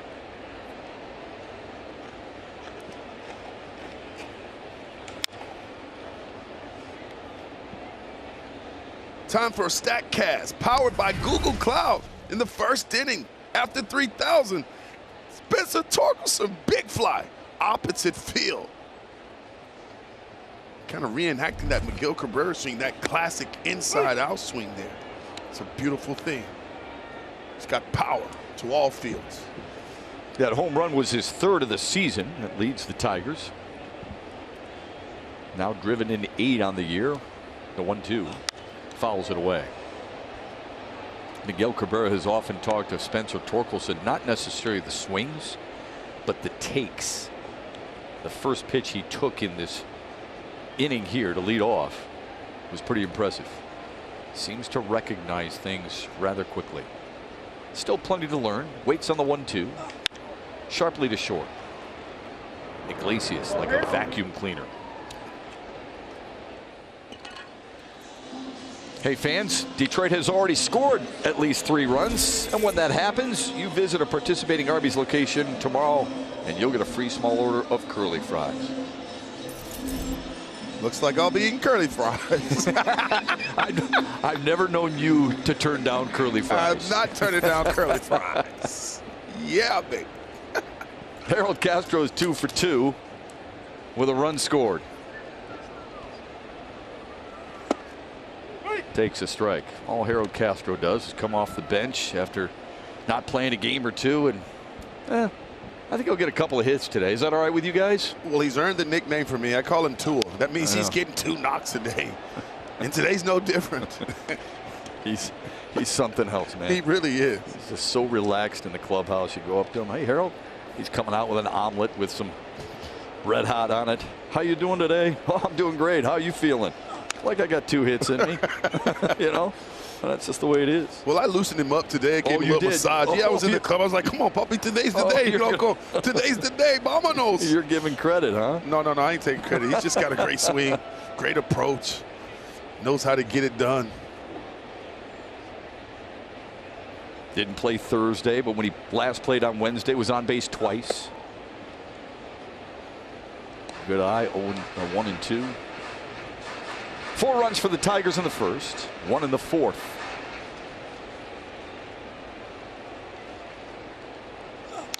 Fouls it away. 1 of 2 games today. It's a split doubleheader because of the rain out yesterday. And then the 2 teams will wrap up the brief 3-game weekend series tomorrow.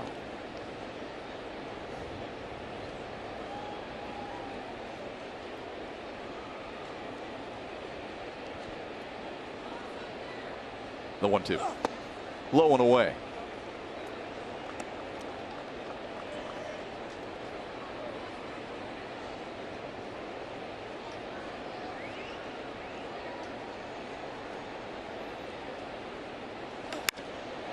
In the air to deep left. Back goes Bryant. Still going back. Reaches over. It's over his head. Castro trotting into second. 3 for 3 for Harold Castro. It's a 1-out double here in the 6th. Yeah, that looked like trouble for Bryant off the bat of Harold Castro. Castro does an excellent job here, lefty on lefty, keeping that front shoulder closed and staying on that baseball and driving it to left center field. Take it here, look at her. Not many left-handers can keep that front shoulder in, but we talked about the approach of Harold Castro. Is one of the game's best at staying close and hitting that ball the opposite way. And then he gets rewarded there. Bryant not able to make the play. Good effort there. That ball had some carry on it. We call that a little backspin, Shep. We'll take it. Tucker Barnhart, who was also 2 for 2, bunted his way aboard his last time up.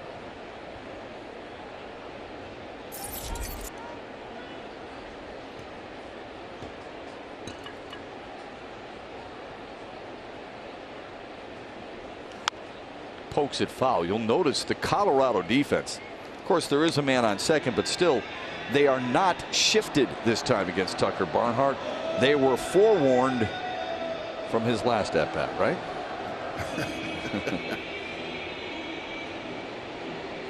I love, too, that this year Barnhart's going back to being a switch hitter. In his early years, he was a switch hitter. But in Cincinnati the last couple of years, not so much. Solely was hitting from the left side. And now he's just something that he worked on in the offseason and said, hey, I want to get back to being a switch hitter.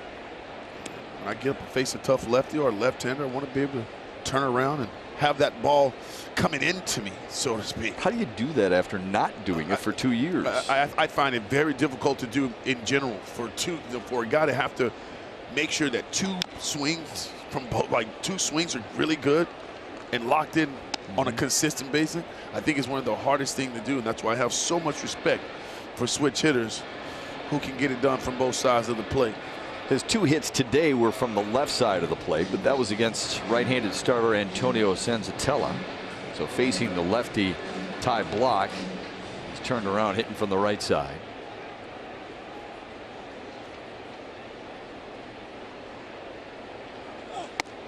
One, 2 is inside. Block, by the way, signed a minor league deal with Colorado in December of a year ago. Played his college ball at Creighton and was the Giants' 5th round pick in 2012.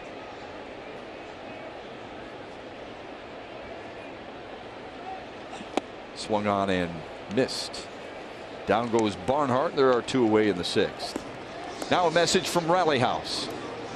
Play ball, Michigan. Shop the latest in Tiger style with your favorite brands and throwback designs. Rally House has gear for every fan. Bud Black in Colorado here for the first of 2 today. His team down 5-0 to the Tigers on a historic day that has seen Miguel Cabrera collect his 3,000th career hit. Here's Akil Baddoo trying to drive home the 6th run of the day for Detroit. Harold Castro with a 1-out double, but there are 2 down.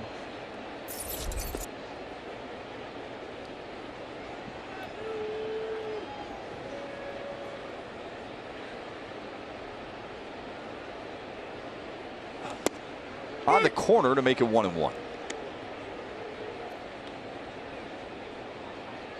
One of the things that Akil Baddoo worked on this off-season, Shep, was trying to keep that front shoulder close against left-handed. Did a lot of work on hitting the baseball against lefty, staying in there as he breaks his bat there. But I like that. I like that he recognized that he has to make some adjustment. He struggled against lefties last year, and he thought in his offseason, in order to be an everyday player, I have to make this adjustment. A.J. Hinch and Steph had talked to him about, hey, you got to be able to hit lefties if you're going to play every single day. He took on the challenge in the offseason, and then hopefully it pays off for him. Worked really hard in the offseason, as all these guys do, but dude did recognize, look, I'm not going to be that one-season wonder. Hope he finds the groove that made him so successful a year ago. The 1-2. Way outside. And you feel like he will, though, because this kid, he comes to the ballpark every single day early. He's working his tail off in the batting cages. I see him with Scott Skubal, the hitting coach, every single day. They're in there working on his approach, trying to get him back to having that real good feel that he had last year.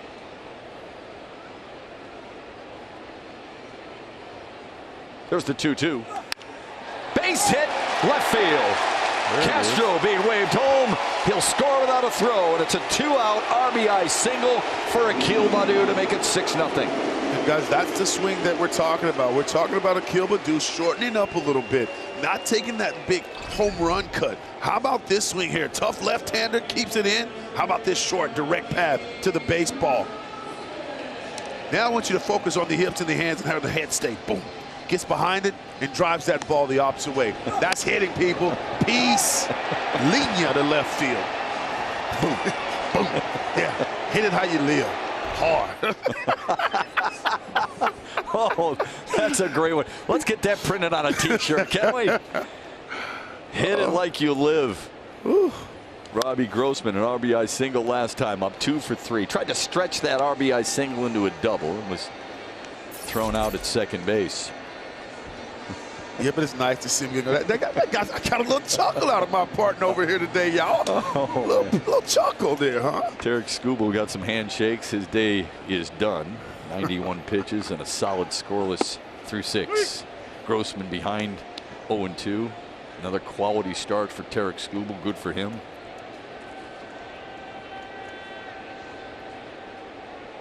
Just what this team needed on a day in which they got a double dip.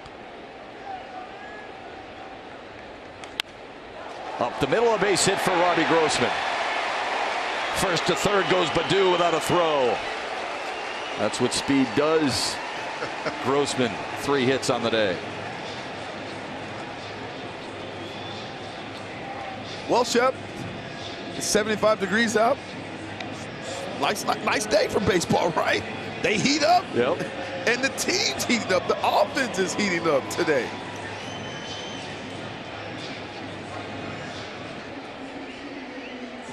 Grossman's starting to feel it. You and I talk to him on a regular basis, as good a guy as you'll want to talk to, but he'll talk about a lot of different topics, but he loves him some baseball. He told me the other day, he went home after the game, right after the afternoon game against the Yankees, a 3-0 win for Detroit. He goes home, and what does he do? Starts watching more baseball. Yeah. His girlfriend looks at him. You just played all day. You want to watch more baseball? He goes, hey, babe, I'm going to play these teams eventually, so I might as well start right now. She grabs the book, heads to the other room. That's who Robbie Grossman is. I'm a baseball player. I love watching baseball. Good for him. Oh, no, Shep, how about this, too? I say, what time do you get to the ballpark? You know, most guys, 1:30, 2 o'clock. Batting practice not till 4:20, 4:30. Right. 12:30. I go, really? He goes, yeah, I got a lot of things I need to do. You know, I got to get myself prepared. So, yeah, you're absolutely right. He loves this game, and he loves being at the ballpark. And this is when he's just... This is his happiest time. Yeah, he's a little compulsive disorder there. He is a little bit. I think you're right. Here's Austin Meadows. Takes one in the dirt. A single for 3 for Meadows today, and he scored one of the Tigers' runs. What a pickup this guy's been, huh? Batting .308. And as Dan Petrie said on Tigers Live, he's gonna find the power pretty soon. You don't hit, what, 27 bombs a year ago with Tampa. Drove in 106 runs. Yeah, and then just suddenly stop hitting for power. No. He's got himself a good 2-0 hitting count now. There's a chance for him to try to catch one out in front. 3-0 to him. It's getting late, Sheb. Do you call off the dogs or you let him go? I would let him go. 3-0? He's swinging? Gibby's kind of reversed my philosophy on that. So yeah, I'm not swinging. Okay. Here. Didn't get a chance. Bases are loaded for Miguel Cabrera.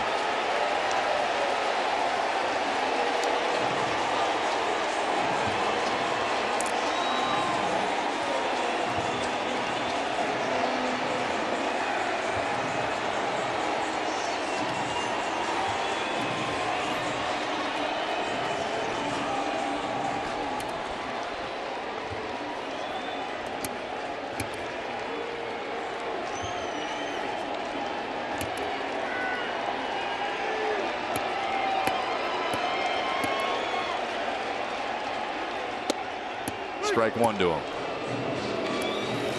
Boy, even though he's already collected 3,000, you just want to watch the crowd react when the pitch is coming from Miguel Cabrera. It's fun to watch the anticipation.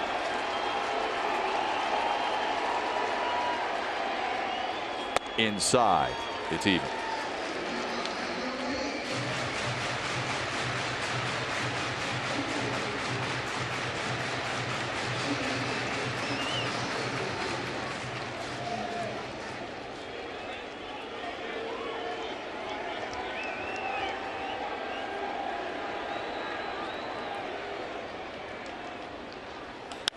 Ground ball up the middle, through for a base hit.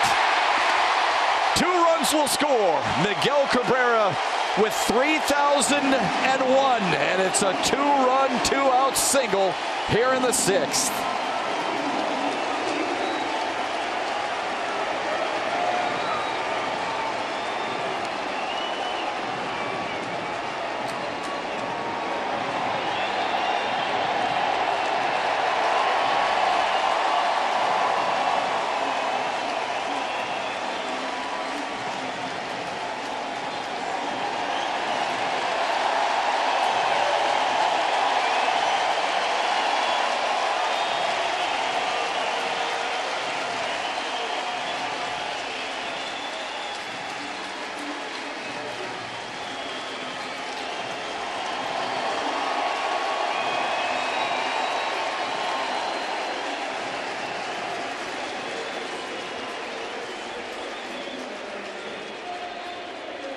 What a day for one of the greatest hitters of all time. 3,001 hits now. He's been an RBI machine. Seems to always come up big with runners in scoring position. Candelario to right side. That'll score another run. 4 runs in the inning for the Tigers on the RBI single from Jeimer Candelario. And hitting has become contagious here at Comerica Park.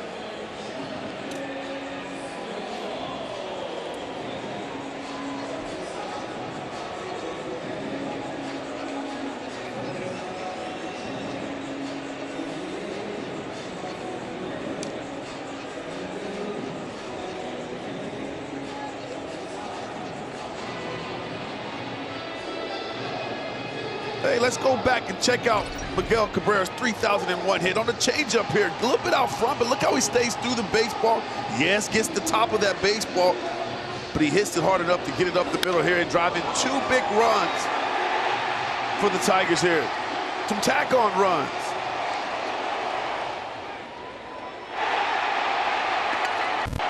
Yeah, the teammates love him too.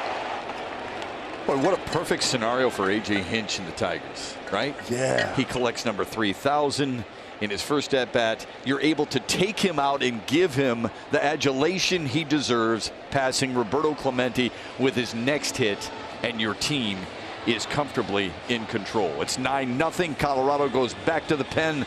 We'll talk more about it on the other side. You're watching Tigers baseball on Bally Sports. Tigers fans and fans throughout the state of Michigan, simply amazing. Couple of hits today, including number 3,000, and we welcome in a champion in his own right, the Super Bowl champion, Matthew Stafford. Congratulations on that Super Bowl, man. Thank you very much. I appreciate it. How has it set in for you? It's been great. You know, obviously a lot of work, kind of culminating to a single moment and getting it done, but it's been a fun little ride, and happy to be back in Michigan, to be honest with you. It's been great to be home for a little bit. Why are you back in Michigan? Yeah, back here breaking ground on a new addition to a Say Play learning center that Mitch Albin and I have been working on for quite a few years, kind of on the east side of Detroit. So back in town for the weekend. Lucked out that the game last night got delayed or canceled into a doubleheader today, and getting to see Miggy do his thing for 3,000 today was pretty special. Must be living right. Quick play at first, and they barely get Jonathan Scope to end the inning. 4 runs home for the Tigers. Stay with us on the other side. Matthew Stafford on witnessing Tigers history today. Always been a big Tigers fan, and what a special moment he and everybody had today with Miguel Cabrera reaching 3,000.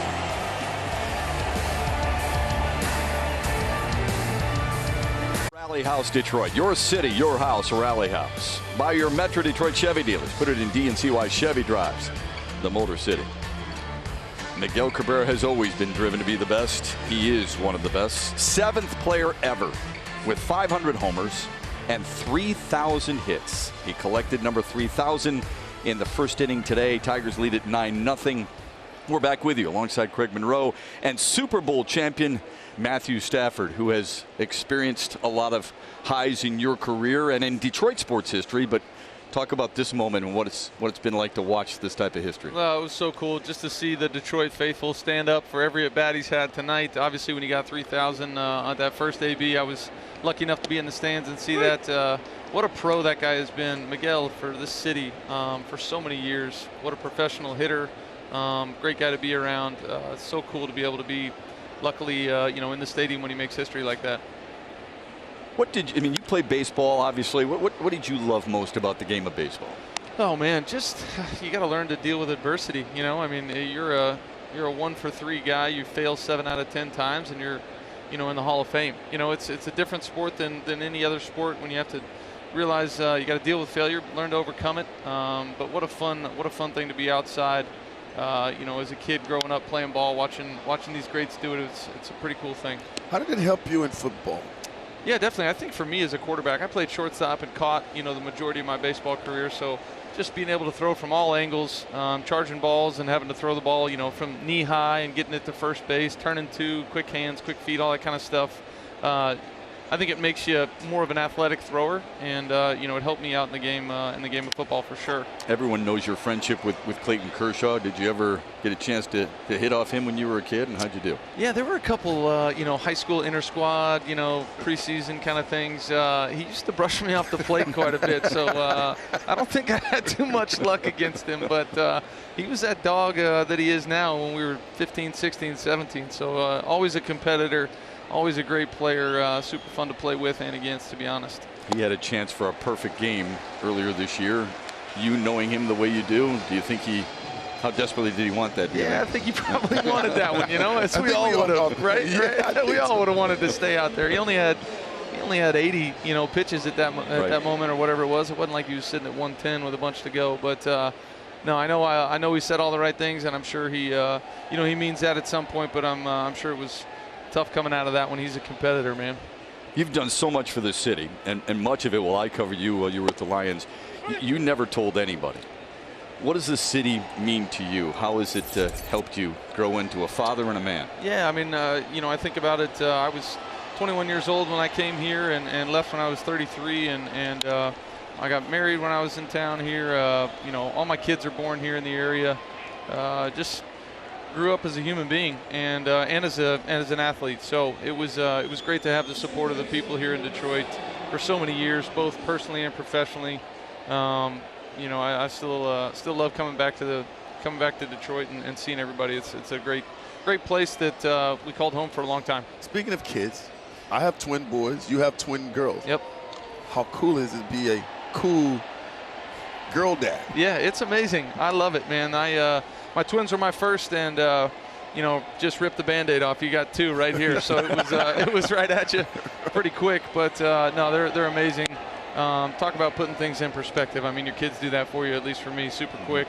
Go win a game, lose a game. They don't care. They don't know. They just want to hug dad, and being able to do that with them has made, you know, really playing football and doing what I do even more enjoyable. So you know, they mean the world to me. Well, take me to the Super Bowl though. Because, you know, I can go back to the 06 World Series, walk into the stadium, and it was crazy, you know, the fan. Take me through your mindset when you were walking into the arena, like when you were walking into the field. What emotions, what emotion was coming out? What were you thinking that day? A lot of hard work, you know, coming into one moment and just try to treat it like another game, just knowing that, you know, in my position I need to be locked in and ready to go. So just try to treat it like another one and enjoy the moment. You know, you got to enjoy those things. You don't know when they'll come again. So I tried to do that. It was special, and I know everybody in Detroit was rooting for you. Congratulations and thanks for everything, Matthew. Appreciate it, guys. Matthew Stafford joining us on a special day. He's witnessed history like everybody else on Valley Sports. General Manager Al Avila in our booth. Super Bowl champion Matthew Stafford in the booth. And now the Tigers are batting. Here in the 7th, Spencer Torkelson, Harold Castro, and Tucker Barnhart. Tigers had 9 bat in the 6th. Torkelson with the early fireworks, a 3-run homer in the 1st. He has also struck out and grounded to short.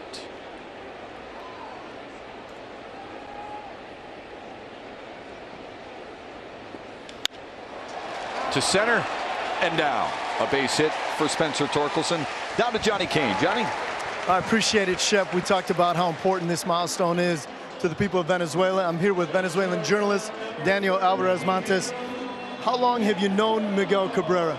Thank you, Johnny. It's been, I've known him since I was probably 8 or 9 years old, back in Venezuela in a charity event for us, the Guillen. And then I had the chance to meet him again next year in Jupiter in 07.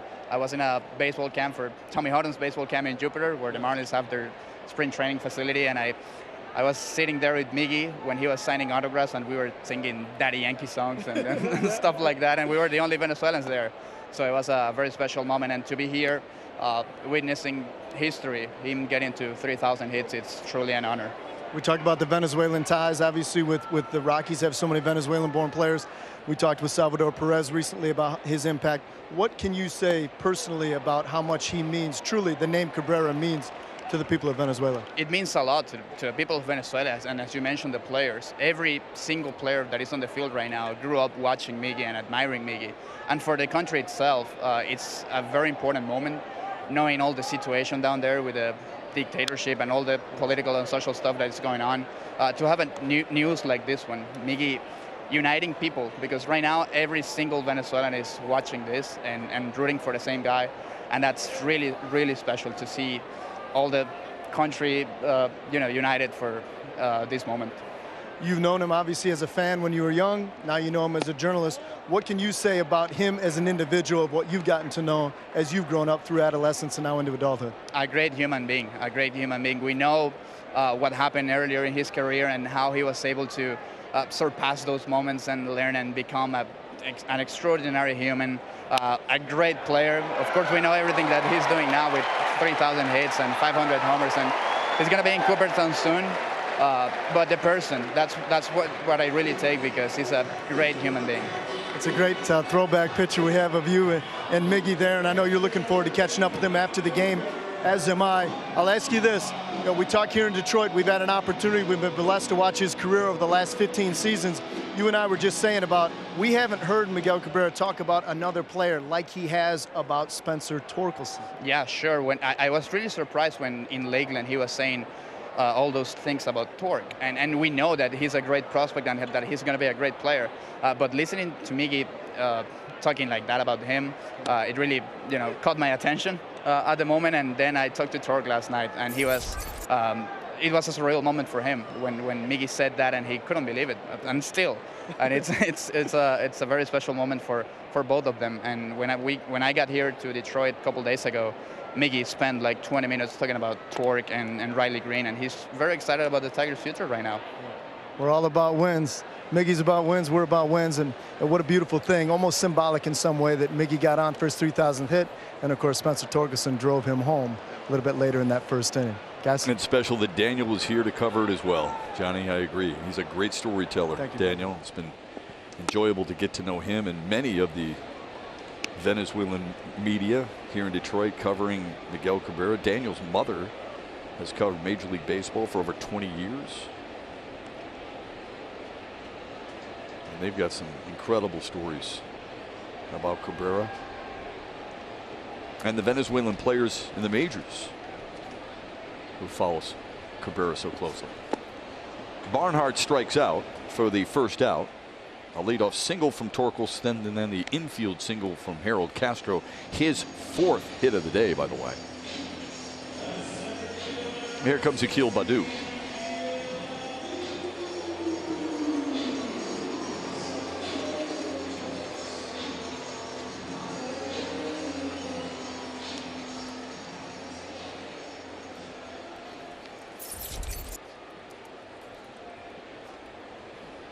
It was nice to see Akil Baddoo in the 6th inning there put together a really good at bat against one of the left-handers coming out of the bullpen.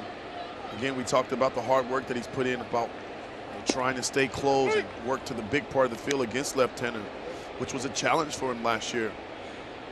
But this offseason, again, worked at it, and it's paying off. And hopefully it'll pay off right here.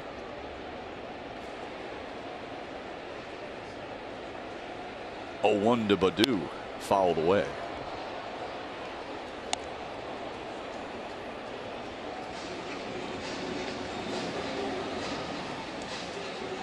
Talked a lot about the influence Miguel Cabrera has had on Venezuelan players and even coaches. Carlos Mendoza is the bench coach for the New York Yankees.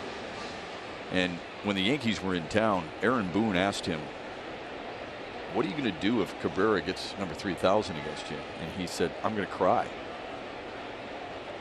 And then Boone, of course, famously walked Cabrera when he at the time had 3 hits and was 1 shot. And when Mendoza asked Boone, "Why'd you walk him?" Boone looked at him and said, "Because I didn't want to see you cry." Well, he also wanted to give his team a chance to win, but I love the reaction of these great Tiger fans. They absolutely let Booney have it. Booney did, for me, make the right call there. It was a 1-0 game, but the reaction of the fans, the chant, the Yankees suck, the booing of the Yankees, it was just a magical moment for this Tiger fans, just showing that they were very disgruntled. They were upset that Booney walked Miguel Cabrera. 2 outs on the force out off the bat of Akil Baddoo, and here comes Robbie Grossman. And then in classic Miggy form, he just reminded them, look at the scoreboard, guys. It's 3-0. We're winning. You know, keep the boost down. What a class act by Miguel Cabrera. 17 hits for the Tigers today.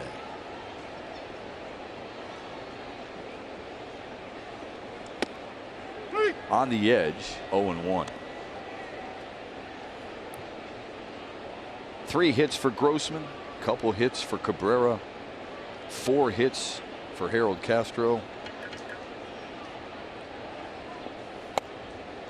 The big fly from Spencer Torkelson. It's been a fun day. Oh, and by the way, a heck of an outing from Tarik Skubal. 6 scoreless with 6 strikeouts. In line for the win. Skubal put together 2 back-to-back good starts. KC and here today. Upstairs, 2-1 to Grossman. Skubal seemed to be putting it all together. He learned a lot last year, and the lesson that he did learn, he's made the necessary adjustment, and with the stuff that he has in his arsenal, he can be just flat out dominant. A little more convicted, he said to us in spring training. Hey, join Tigers Vacations on the road for an exciting interleague series with the Diamondbacks at Chase Field, June 23rd through the 27th. Travel packages include airfare, hotel, game tickets, exciting excursions in Sedona, and more. Go to tigers.com/vacations. Sedona, by the way, simply breathtaking.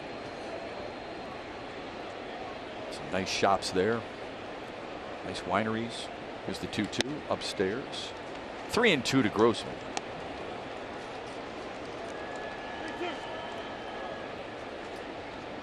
Shep, it's really nice to look out from the booth and see the fans. They're enjoying themselves, especially on this beautiful day. Beautiful moment, historical moment. I mean, the stage is set. I mean, you just couldn't get any better.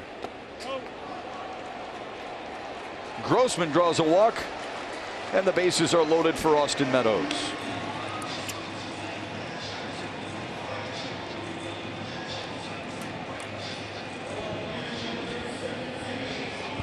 Picture perfect. Could not ask for anything better here today.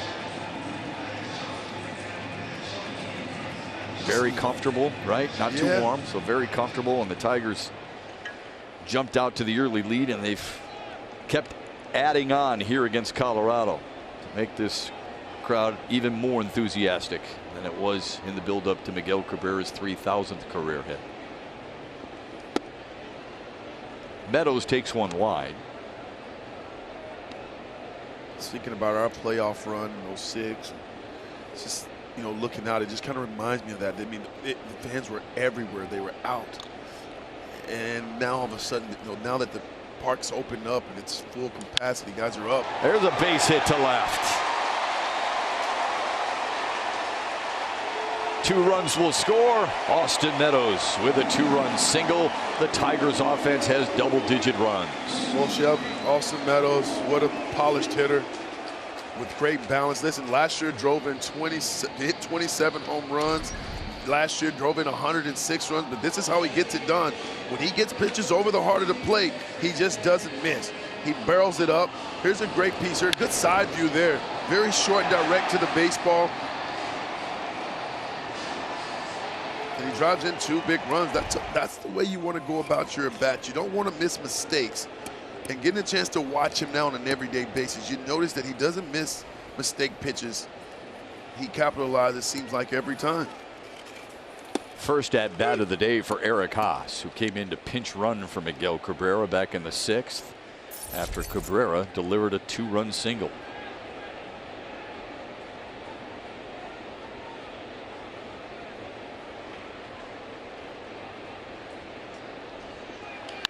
Ripped to left and a base hit. Grossman being held at third. Bases loaded again for the Tigers here in the 7th. Shep, for me, it's just about the guys' approach today. They're really trusting themselves in the batter's box. It's evident today when you see the swings that we're seeing, the mistakes that are being made by the Colorado's pitchers, the way they're short and they're compact, and they're very short and direct to the baseball. I mean, this is what this Tigers offense can be. Here's a little breaking ball there from the left-hander, but look how Haas keeps the shoulder in, doesn't fly open, not trying to get big, not trying to hit home runs. The mentality of passing the baton truly works here for this offense. Here's Jeimer Candelario. RBI single his last time up.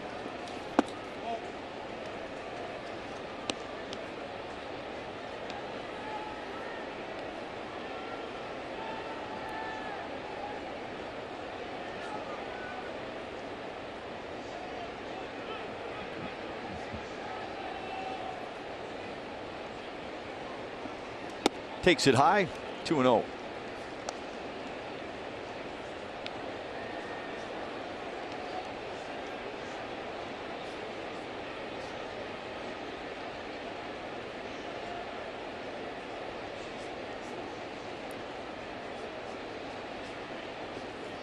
In the dirt, knocked down right there by Diaz.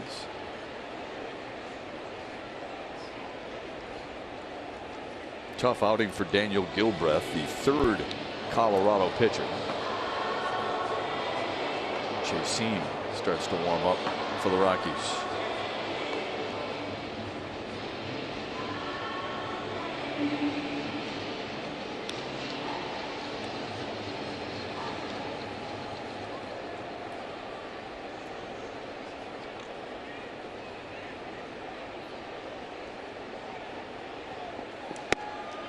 A 4-pitch free pass to Jeimer Candelario.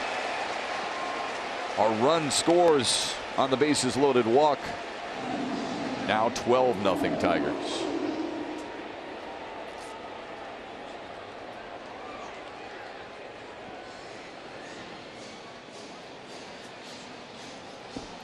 No doubt everybody happy for Miguel Cabrera, but especially those who played with him, like Justin Verlander. Miggy, what's up, man? Congratulations on 3,000. That is just so incredible. I'm so happy for you and your family. And really, just wanted to say that I'm so proud to be able to be your teammate for so long and see so many of those hits and so many clutch situations. And you know what you've been able to accomplish is nothing short of amazing. And congratulations, my friend. Job well done by Justin Verlander. Heartfelt. Yeah, those two have been really good friends since playing here together in Detroit. Joey Votto is a guy who's looked up to Miguel Cabrera for a long time. This is what he tweeted moments ago, hitting the ball the other way for number 3,000. That's what makes you special. Former teammate Alex Avila now with MLB Network. Look at that. You were 16, I was 12. Front row seat for a lot of those. Congratulations from Alex Avila.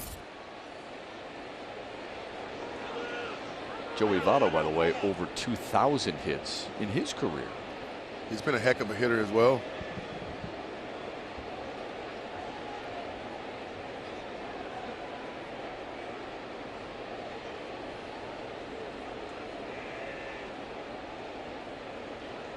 Three runs home in the inning for Detroit on 4 hits and a couple of walks. Scope takes strike one.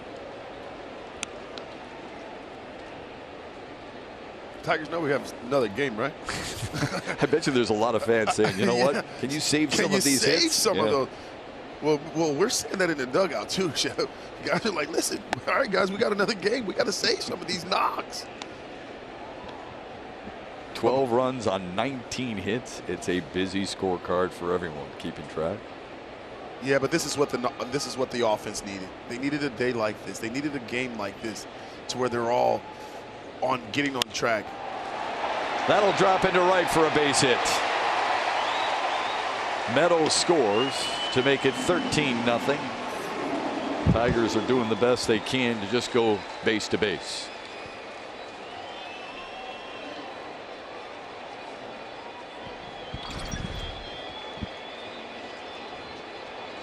Jump the scope. There's another good swing there. Listen, in his previous at bat, he lined out to the second baseman, Brennan Rodgers, and that's a good sign. Well, that's what you want to do as right-handed hitter, when you're scuffling and you feel like you're out in front of your jump, you want to let that baseball travel, and now he's starting to get rewarded. So nice job there by Sko. Bud Black has to go back to his bullpen. It's a rout for the Tigers. They've batted around in the 7th.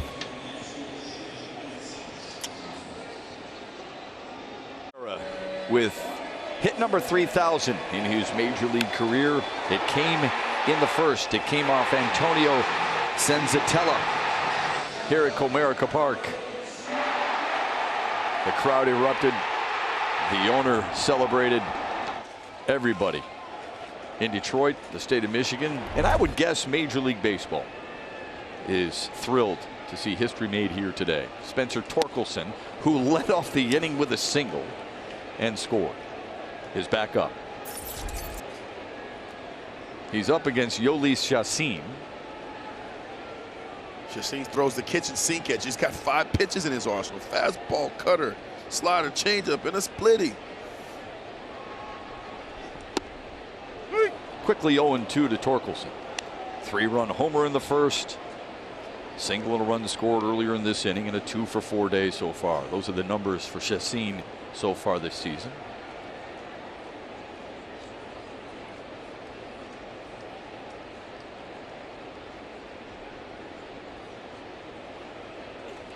Wave and a miss.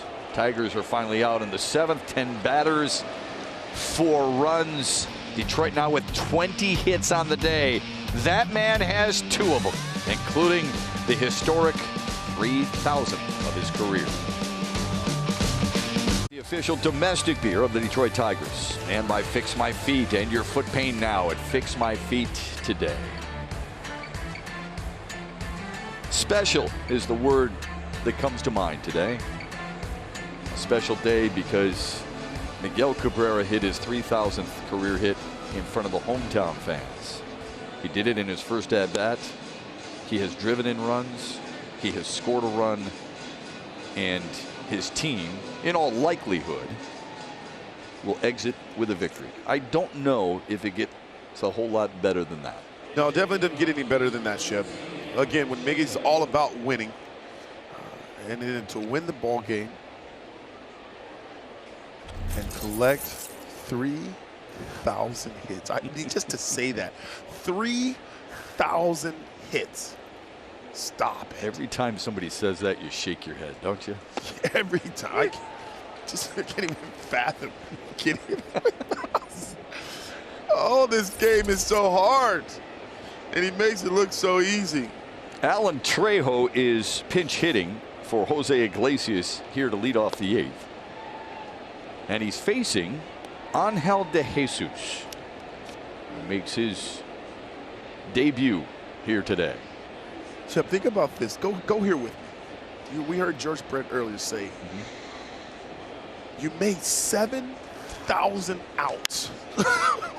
That's crazy. Come on. Good play by Harold Castro to start the inning. Goodness. You add a little bit more baseball history here. De Jesus making his major league debut in the game in which Miguel Cabrera hit number 3,000. I don't think he's got some nerves going. Oh, man. Come on.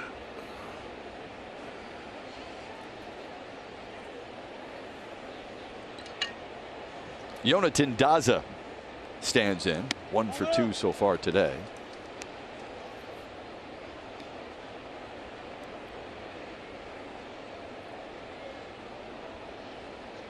De Jesus signed as an international free agent with the Tigers in 2016. This one lifted in the air to center for Akil Baddoo.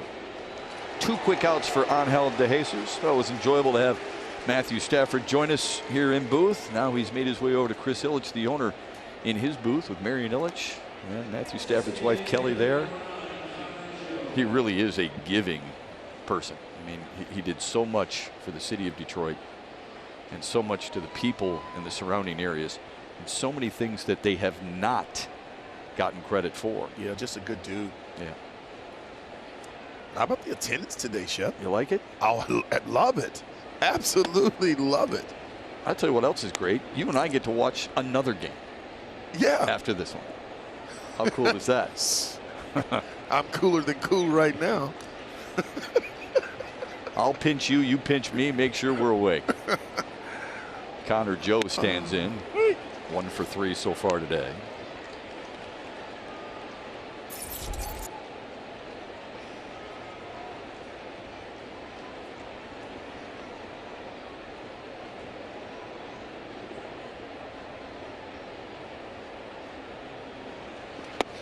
Swung on and missed. It's 1-2. Good breaking ball there, though, by DeJesus.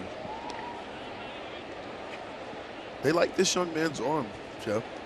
He's got a good fastball, mid-90s. A lot to like about it. There, yeah.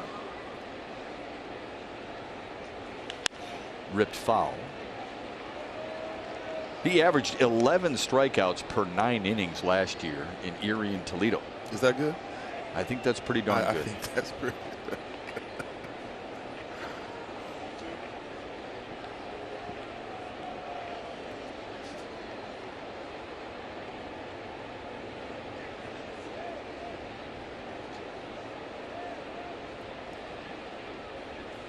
Foul back. There's that mid-90s fastball that I'm talking about there. 95, two-seamer running in on the hands of Connor Joe. Show him that pitch on the inside. I might go slider down and away here and put him away. Almost. That was the slider. It was down and away. He just couldn't put him away. It was close. Oh. You want that pitch right there, Shep. You want that pitch. Give the kid the pitch.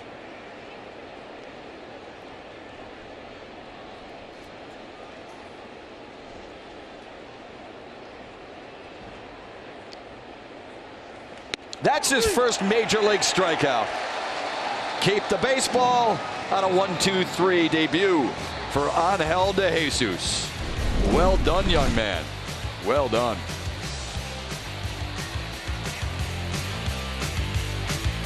When I say I'm done playing, I think I'm gonna chance to think about what I do in baseball, you know, like where it's gonna be my name, you know, next all this big guy, you know, because they already do it, you know what I mean? Right. I still playing, so it's not fair to say it's gonna be next to this guy next week because it's a long way to go, you know what I mean? You don't know what's gonna happen in 2.5 years, so my goal is like keep playing, try to be in the field and try to play hard. Shep, one of the highlights of my broadcasting career was getting the chance to sit down with Miguel Cabrera one-on-one and just listen to him talk about his career, talk about his family, to talk about the things that mean the most to him. And I love when he talks about his relationship with his mom, the influence that she had. I love the similarities there because of my mom's influence. And so we had this bond when it comes to that. And then the fact that he just talks about winning and wanting to win a championship here for the Detroit Tigers. He's about winning. And that was a great moment for me. Yeah, I think he's also much more relaxed this year than he has been in the past. Why do you think that is? Well, hitting home runs is a difficult feat. Like, that's a tough thing to do. You got to get the right pitch. Everything has to be perfect in your swing, catching the ball out front. I mean, there's just so much goes into actually hitting a home run. But when you wake up and you were born to hit the way he is, you wake up knowing you're going to hit 300, hit 30 and driving 100, which he's done for 12 years of his career. It's hitting is what he does. And so I didn't think there was so much pressure trying to get to 3,000 because he knows he can hit.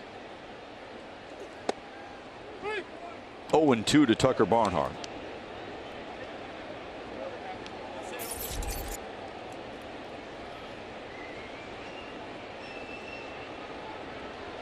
The shift is on against Barnhart.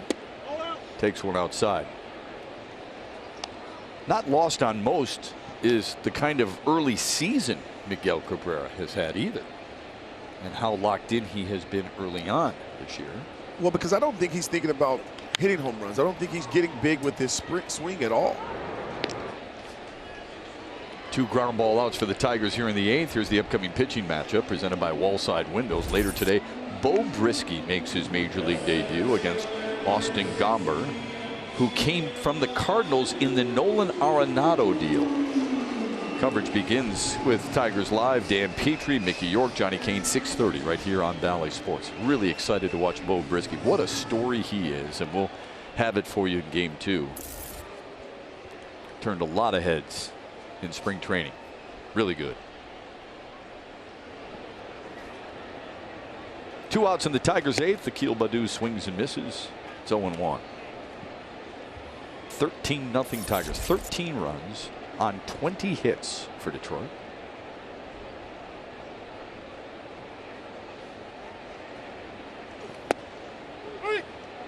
At the bottom of the zone to make it 0-2.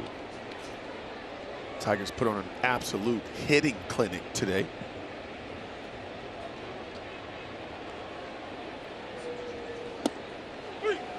And Baddoo looks at strike 3. Tigers go 1-2-3 in the 8th. We head to the 9th. Detroit up on Baker's dozen.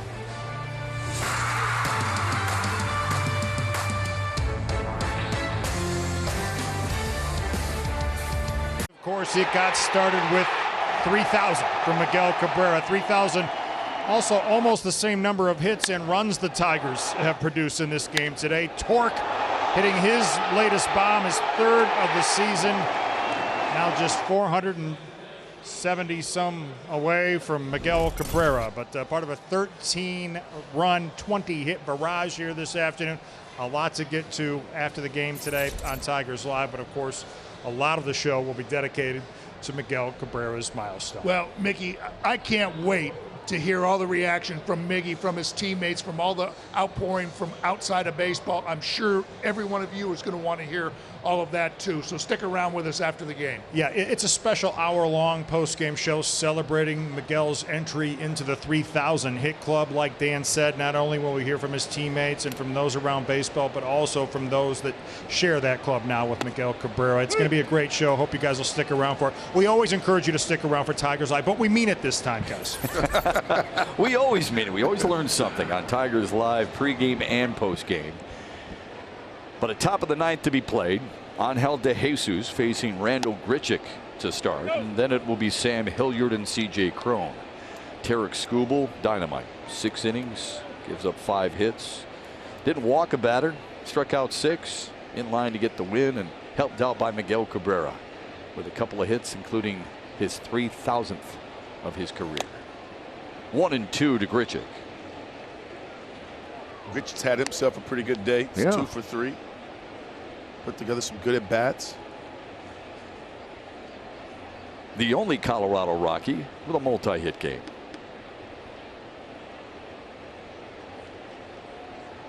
Tigers pitching has been tough. One of the Rockies lined up in this first outing, this first game. Ooh. Inside 2-2. Oh, my teammate Craig Monroe, 2 palms up. Where's that at? Come on. No, I'm watching the kids, and I just love the mannerism, the body language, the confidence. What you see the confidence and the swag, and you wanted to see him get that pitch. And it's tough against this lineup. Remember, this Colorado team was first in the majors in batting average coming in. They're not going to wow you with their power, but they can be difficult to pitch to because of their approach. Tigers pitchers have been on point today. Just 6 hits allowed. Here's the 3-2, and he walked it.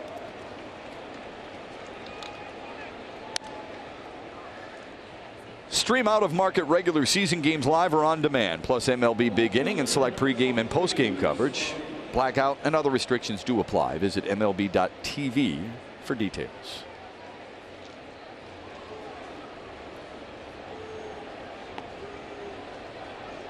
De Jesus against Sam Hilliard, who came in as a defensive replacement for Chris Bryant in left field in the bottom of the 8th.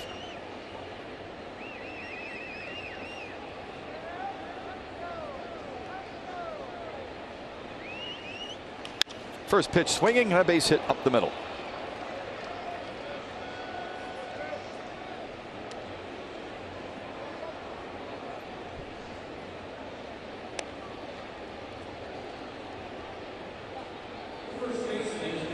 Two aboard for C.J. Cron.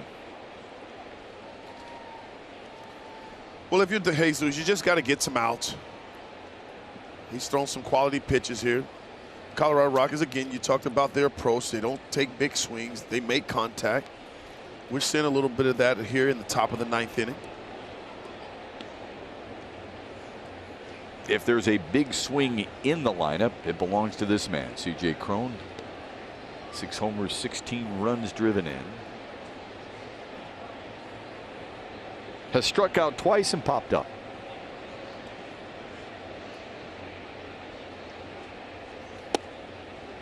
Takes a slider in for a strike.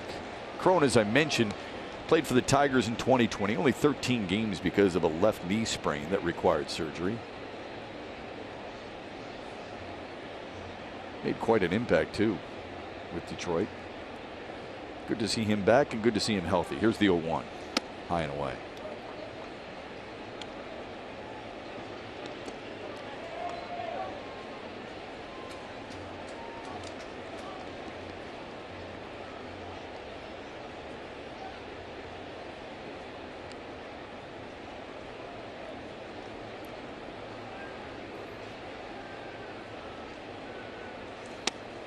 Two and one now to Cron. Seems like the game's kind of speeding up for DeJesus now. That front shoulder flying open, his arm is lagging back, and he's just not able to command the strike zone.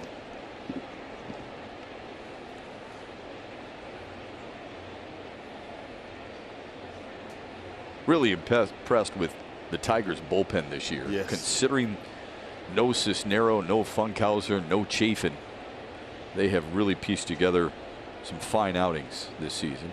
Yeah. Put up some big numbers. Here's the 2-1. Lifted foul. Jacob Barnes. Yeah. Alex Lang. These guys have really stepped up.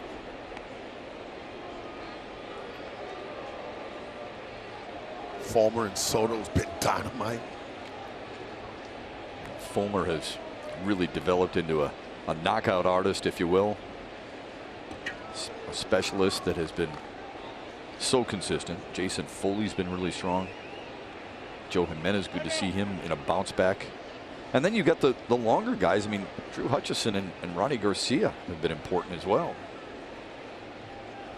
And those guys have pitched well. Huh. Yeah. I mean, you have to remember, too, Hutchison was in minor league time. He was invited to spring training. And he pitched well enough to earn a job. And he's taking advantage of his opportunity. Yeah. It's good scouting, isn't it? Yes, it is.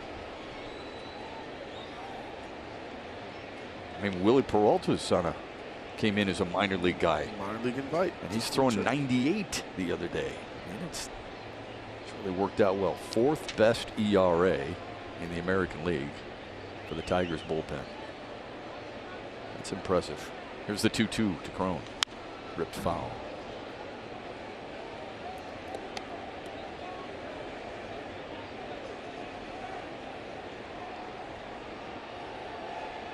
When will it hit Miguel Cabrera that he just joined 6 others to hit 500 homers and 3,000 hits? When does it hit you?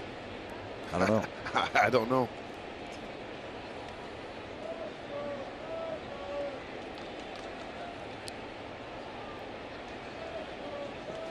Strikes out Cron for the first out here on the 9th.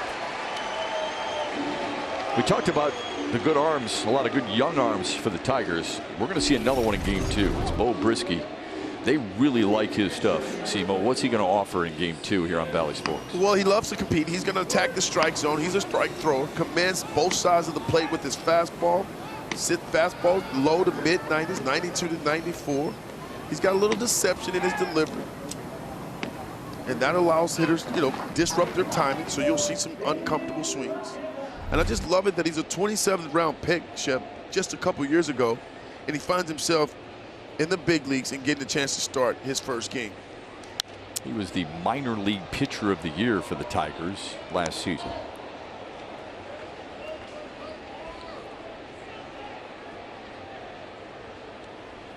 Elias Diaz is 0 for 3. A couple of pop-ups and a strikeout. It's good to see, though, these late-round draft picks, getting the opportunity. You pitch well, you deserve to get your opportunity. A.J. Hinch is about, if you perform well, you get your opportunity. And this young man's going to get it. Now 0-2 to Diaz. Yeah, 27th rounder. I think that is very rare.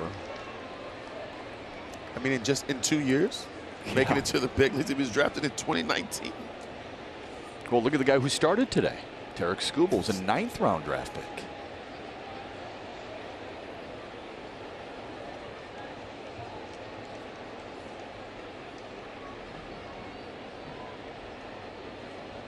Oh, 2 to Diaz outside.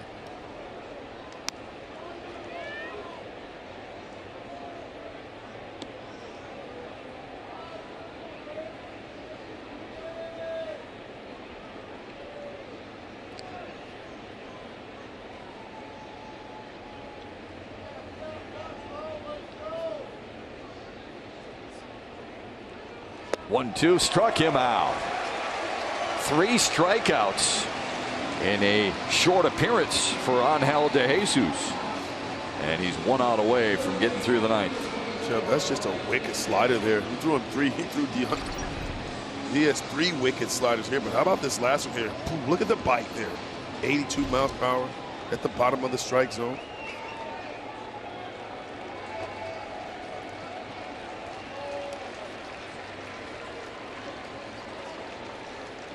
He'll work against Ryan McMahon now. McMahon 1 for 3, singled his last time out.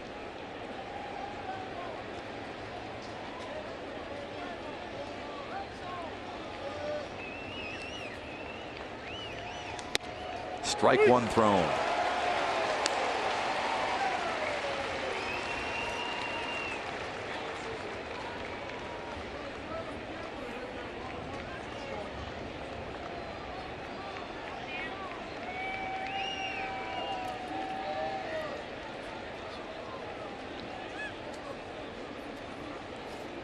Shep, you could tell why the Tigers like this young man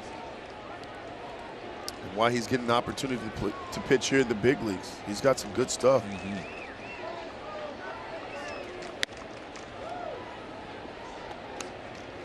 Got those long fingers too that Jack Morris always talks about.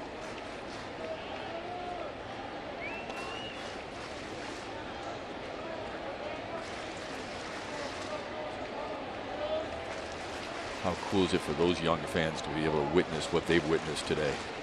I was just thinking that when I saw that image, like, wow, something that they'll talk about for the rest of their lives. Yeah. I was there and I saw it. Doesn't matter how old you are in the game of baseball. Coming to the ballpark and seeing something like this, you just never know what you're going to see. You hope to see it, but you never know what you're going to see. Makes the game special. Here's the 2-1. 3-1. And you also think about the moments that dads share with their sons and with their daughters. It's just a moment that you share that, again, will be memorable. Very memorable moment. That's what got to me a little bit when Cabrera was embracing his son Christopher and his daughters. I mean, that's when you're like, wow. I mean, what an opportunity to embrace such a moment. 3-2.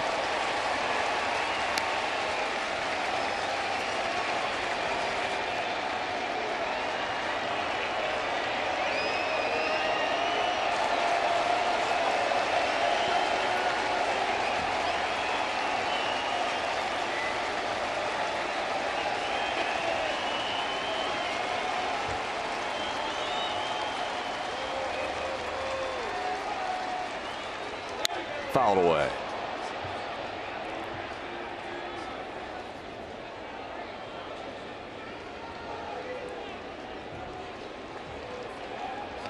You know, Simo, it's not just dads or moms and their children, but it's good buddies too. It's good friends. You see a lot of friends out there hugging, slapping five with each other, sharing that moment too. That's a big deal to them.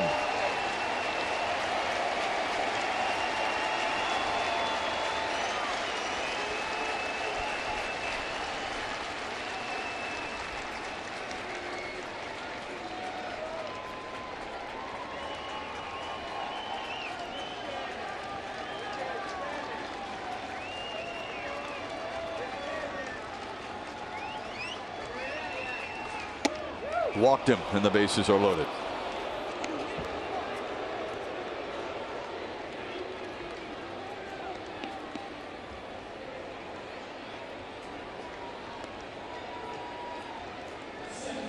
There's Brendan Rodgers. Well, a Cleveland fan is here, but she's decked out in a Tigers t-shirt. Good for her. Way to go. Welcome. That's worth the trip, don't you think? Absolutely. Rodgers is 0 for 3. In the air, shallow right. Scope is out. Grossman is in. Ball game. Tigers in a runaway. 13-0. A season high in runs and a season high in hits. Thanks much in part to that man who had 2. Including number 3,000, Simo. What an incredible day, Chef. An emotional day to watch and witness this historic moment for Miguel Cabrera. The definition of consistency, 2 decades of just flat out getting it done. Talking about the approach, the driving the ball out to right center, utilizing the whole field, the sharing the moments with his family, with these Tiger fans. Just such an incredible day.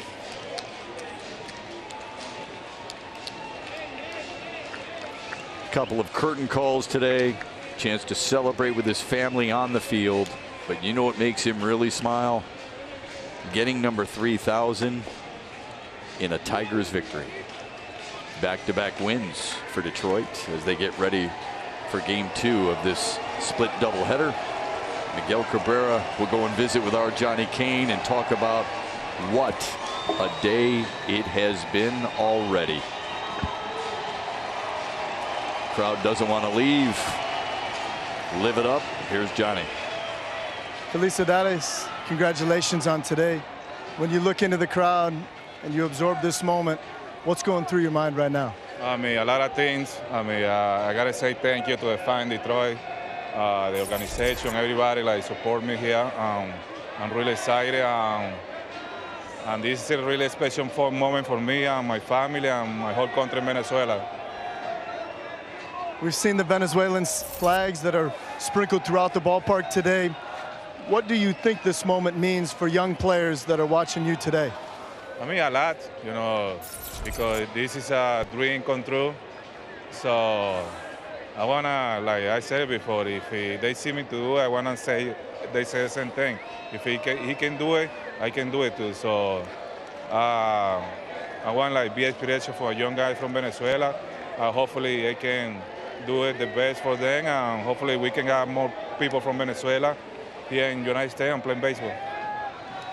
The fans of Detroit have been following your career and people all across the state of Michigan for the last 15 years.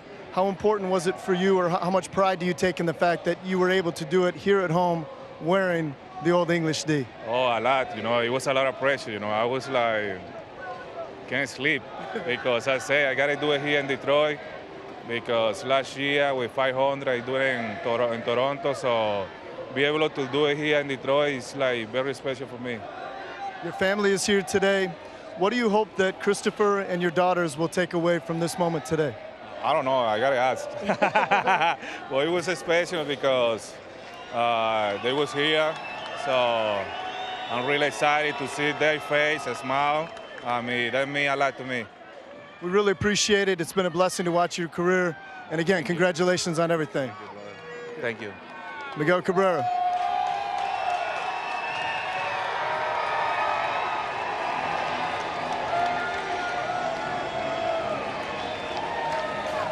Not only 3,000, but he does one better and finishes with 3,001 hits by the end of the day in his first at bat in a 1-1 count.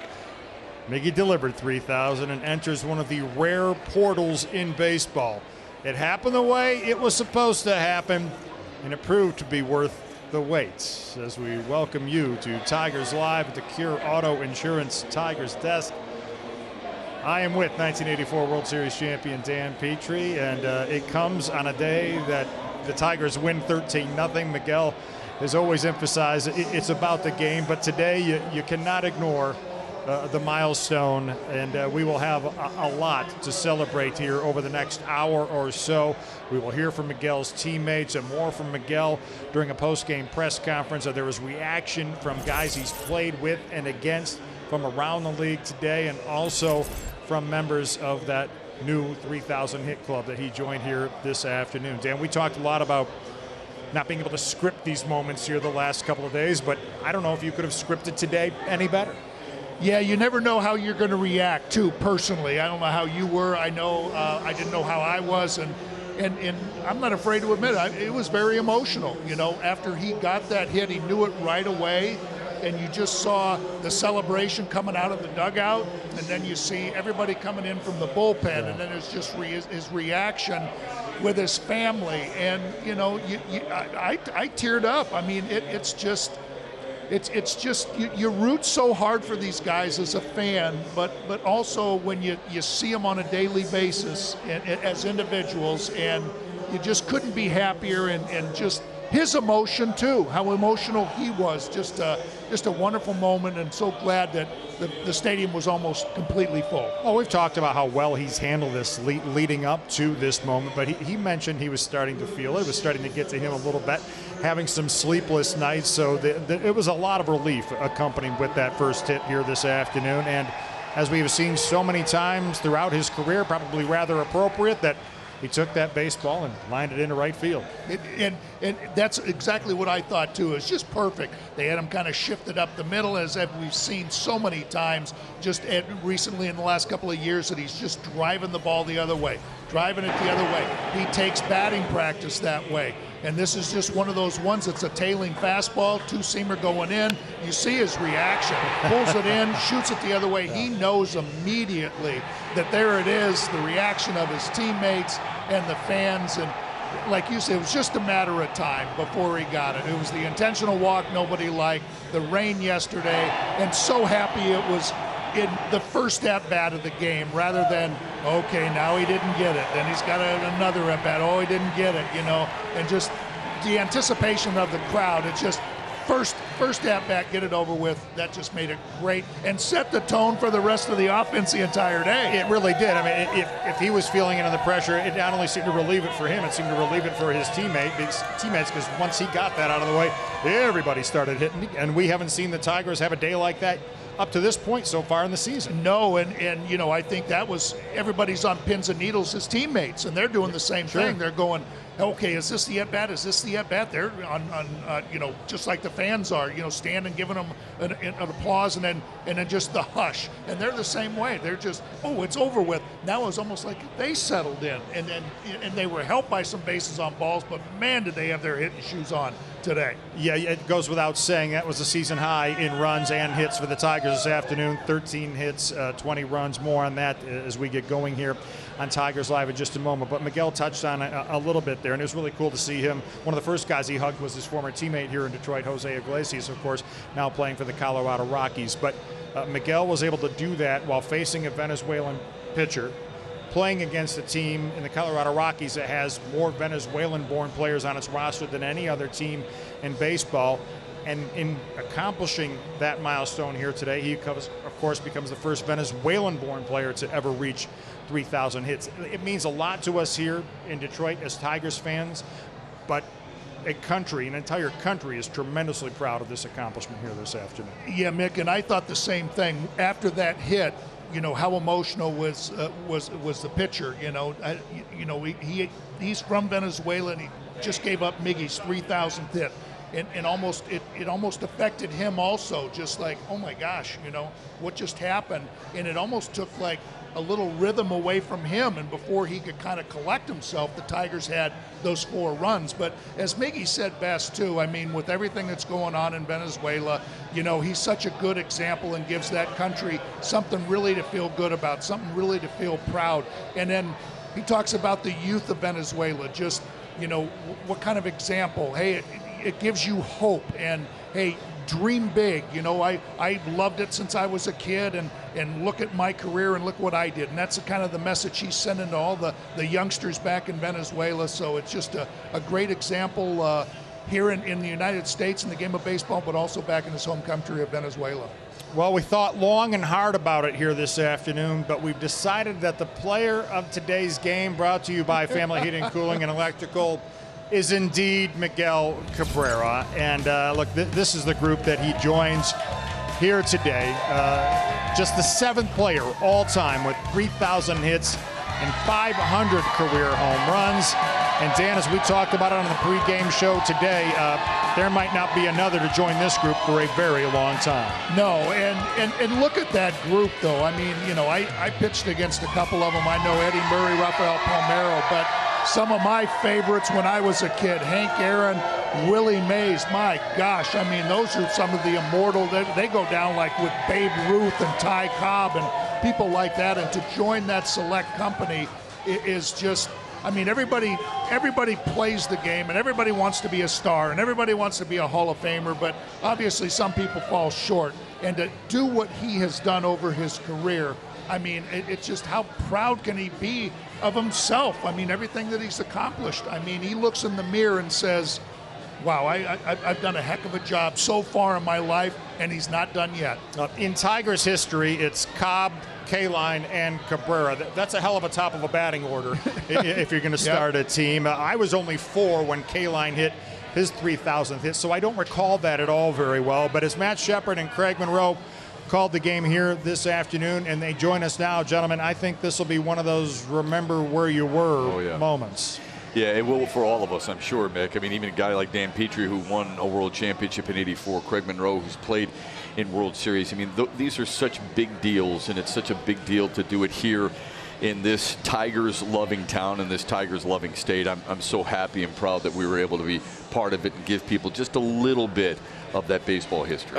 You're absolutely right, Shep, and that's where I'm at. That's the sentiment that I have as well. The fact that it was here at home in Comerica Park in front of this great Tiger fan base, they deserved it. Miggy deserved it, and he had his moment, and it was goosebump stuff. I love the moment that we had sharing this moment with Miguel Cabrera, being on the call. This was something I'll never forget. This is something that Tiger fans will never forget. What a magical moment here at Comerica Park in front of these fans. And fellas, we've talked about for years about Miguel Cabrera being one of the greatest right-handed hitters of all time. And the reasoning for that is because of his ability to go the other way. Yeah. How symbolic and fitting is it that his 3,000th hit is to the right side? Classic Miguel Cabrera swing. A swing that I've watched and witnessed and wanted to emulate and tried consistently. But again, we tried,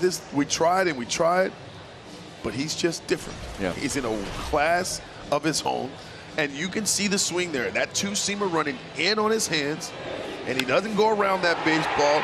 He knows the right approach, and he's had it since he was 16 years old. Stay through the middle of the field, stay inside of it, and be able to use the whole field. What I love about what Miguel Cabrera has been able to do so far this season, fellas, is the enjoyment. Look, we always say he's a big kid. We always talk about the smile that he plays with.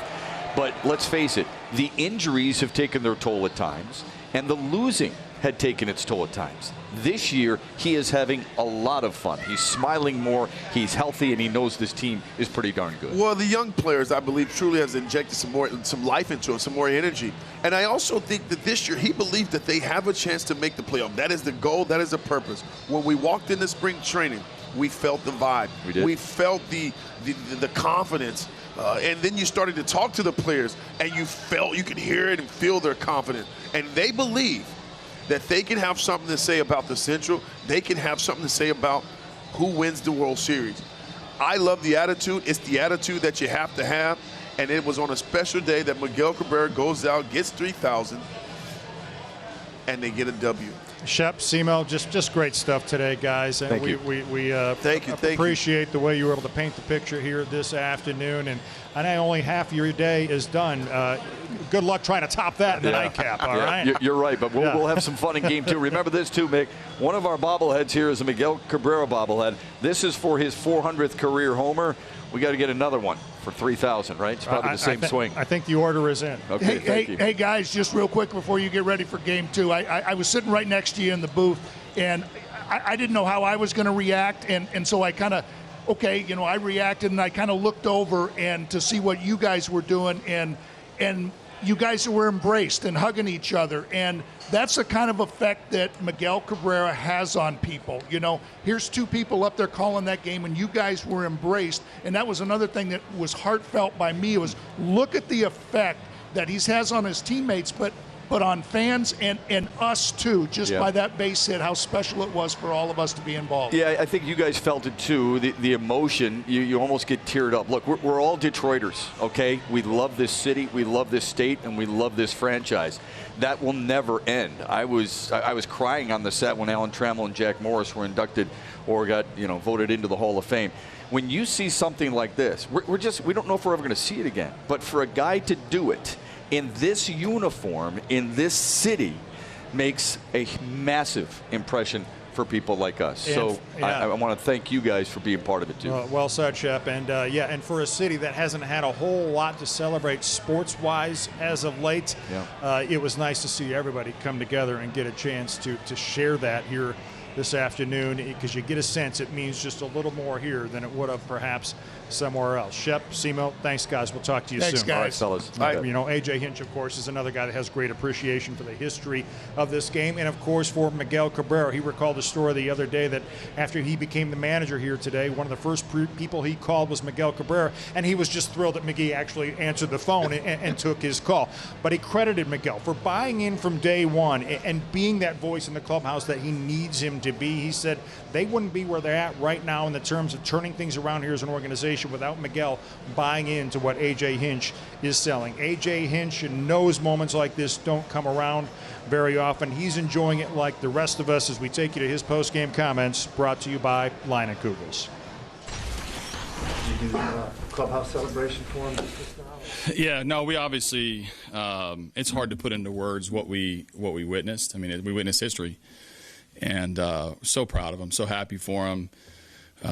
We did talk about it in the clubhouse. The guys are all excited for him, and he talked about how important it was to play like we did today in front of the Detroit fans. So Miggy tries to spin it, make it not about him, but what a special day for him, his family. Every Venezuelan baseball player that looks up to Miggy, quite honestly, any baseball player looks up to Miggy, and really cool to be a part of it. How did he try to spin it away from him? What did he say? He wants it to be about winning today's game. I mean, we showed up today. Fans showed up today. The energy was really good in the ballpark from the beginning. We showed up today. It was our best collective game across the board, and we all had a lot of fun. So, very rarely do you get a chance to, celebrate the first part of the game on the field, followed up by a really good performance across the board to the standing ovation when Miggy comes off the field. I mean, we couldn't have scripted today any better. You saw from him at any point? Right when he got the hit. I mean, when we saw where the hole's open, they're guarding the double play, they're holding the runner on, and he's got a big wide hole, and he hits the base hit. And I think in the second step, he raised his arm, and watching him celebrate for himself at first, we all spill out of the dugout. It's unscripted. We didn't really know what to do, how to do it. But we know we wanted to be on the field with them.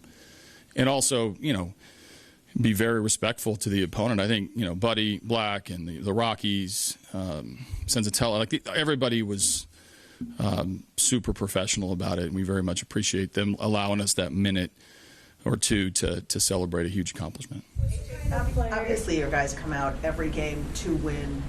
and Miggy has been talking all along, but that he wanted this to come with a win. Did you sense that they really wanted to put this game on their shoulders and make sure that they made it for him a win? Yeah, I mean, our guys, you know, we've got such a great mindset day to day, and obviously we're all watching Miggy. Listen, you look up in the stands and they all got the iPhones and they're all videoing it. We're all going to remember where we were standing, what we were doing, who we were talking to, you know, actually how quiet it was. And so we're all fans at that moment. So when it happens, I just think a collective sigh for all of us, because we could now congratulate Miggy in appropriate manner and then get to the game. So we try to win every game. You know, when Miggy's in a good place, and clearly he was. I mean, he was very emotional about it. We're all in a good place. Aside from winning the World Series, where does this rank as far as games that you actually attended and milestones and things? Is there anything close to I've never been a part of any sort of big milestone. I mean, there's certainly small things that happen in our game. We should celebrate all accomplishments like this, but we just don't know if we're going to see another one in our baseball lifetime or our whole lifetime. So it's hard when you're going through it. We're going to look back at this and completely rank it at or near the top of our experience, having been a part of this small juncture of his Hall of Fame career. You know, the next thing will be when he, you know, gets inducted, you know, years from now. So we'll remember it. I don't know how to contextualize it or put it in perfect words, but I know none of us in the building will forget it. Do you think the last couple of days actually add to the chase for 3,000, whether it's the intentional walk from Boone or yesterday the game gets rained out? Yeah. Fans are upset that they maybe couldn't go to this one. They got tickets to tonight's game. Like all these. Yeah, he's playing tonight. If it makes anybody that bought tickets for tonight feel any better. Not sure about tomorrow, but still come to the game. We need fans. Yeah, you know, I think the momentum built and the emotion kind of built a little bit. Every at bat was, you know, just like a Game 7 of the World Series at bat. I mean, everybody's quiet, everybody's in their seats. I mean, concessions was probably pretty light at that point. Everybody's in the dugout, and Miggy was super nervous. I mean, you know, for a veteran, 39 years old, 20 years. Done everything in the game. You know, it's fun to watch him be nervous. I think it's awesome. I think the kid in him is realizing what it means to, you know, his family back home or his kids in the stand. I mean, I watched him hug his kid yesterday. You know, the other day when he was had his first at bat trying to get 3,000. It's, you know, stuff like that is real, and to watch him, you know, close by and do it is a once in a lifetime deal. Looking at the type of competitor he is, we saw him on Wednesday get 3 hits but be mad because they lost. The next day, go hitless, and he was thrilled because they won. How important, knowing him personally, is it that today's milestone came with a 13-0 win? It's important to him because he wants to win. You know, I think Miggy has experienced, and I say he's experienced everything. He's seen this place at its height, and he's seen this place at its lowest point. And he wants to be a part of something great again. He's not naive. He knows the time is limited moving forward, but he also knows that we have a much better team today than we've had in the previous years with him. So I think he's been super consistent since day one of the 500 chase to now the 3,000 chase that he wants to be on a winning team. He's tired of losing. He's tired of being at the bottom of the AL Central. He wants everybody to experience Detroit the way he remembers it at its peak. And that's very important when you're sort of biggest, baddest dude that has the most credibility in the building says that. Miggy, the player aside, how deserving is Miggy, the person, for a moment like this? Yeah, the perseverance to it. I mean, I wasn't here when he had to grind through the injuries, and you know, every player is going to take a step back in their career and reflect, and he's trying to do it while still hitting in the middle of an order. You know, watching his kids grow up and how good a father when he talked, his kids now get to come in the clubhouse this year. I didn't get to witness that last year. I know how proud he was last year when we had his family on the field, and you know, he just, I mean, yesterday we're leaving, and in the parking lot, you've got guys from both teams taking pictures with him. We go to in the minor league, in Major League camp, all the minor leaguers are coming out just to see him, like literally just look at him. And then if they get a chance to take a picture with him, they all post it on the social media. So I think when you're going through it, you still don't, you got to kind of try to appreciate it, because his impact is so big across this organization and across so many players. That you just got to sit back and soak it up. And I think for him as a person, as a player who's gone through ups, downs, and everywhere in between, this is certainly a highlight.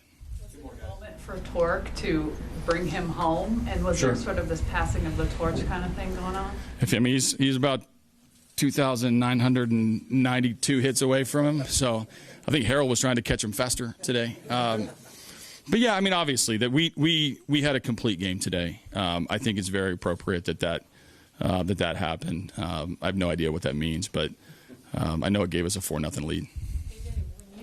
Think about the difference now getting to manage Miguel Cabrera, having been someone who played against him at one point. What is it that you want people to know about Miggy? Just that the joyful kid in him is real. You know, it's authentic. He's got passion. He's got a kid spirit to him. He's got an edge to him, and everything in between. I think his greatness does not come by like this natural just gift. Like, he's gifted. He's talented. He's had tremendous charm across his career. He's been able to live up to the moment. He's been able to be an icon. But his preparation is incredible to get to play every day. His mind, the way he talks, like as soon as we got Javi Baez, he's all in on trying to help him. He's to the pitchers, he's just a tremendous teammate at a time where it'd be really easy for him to sit in his corner locker and be intimidating and be unapproachable. Instead, Miggy's the total opposite. He's a giver, and it's authentic. And that's the most important ingredient that Miggy's been able to maintain from day one to year 20 is authenticity. And I'll never forget about it.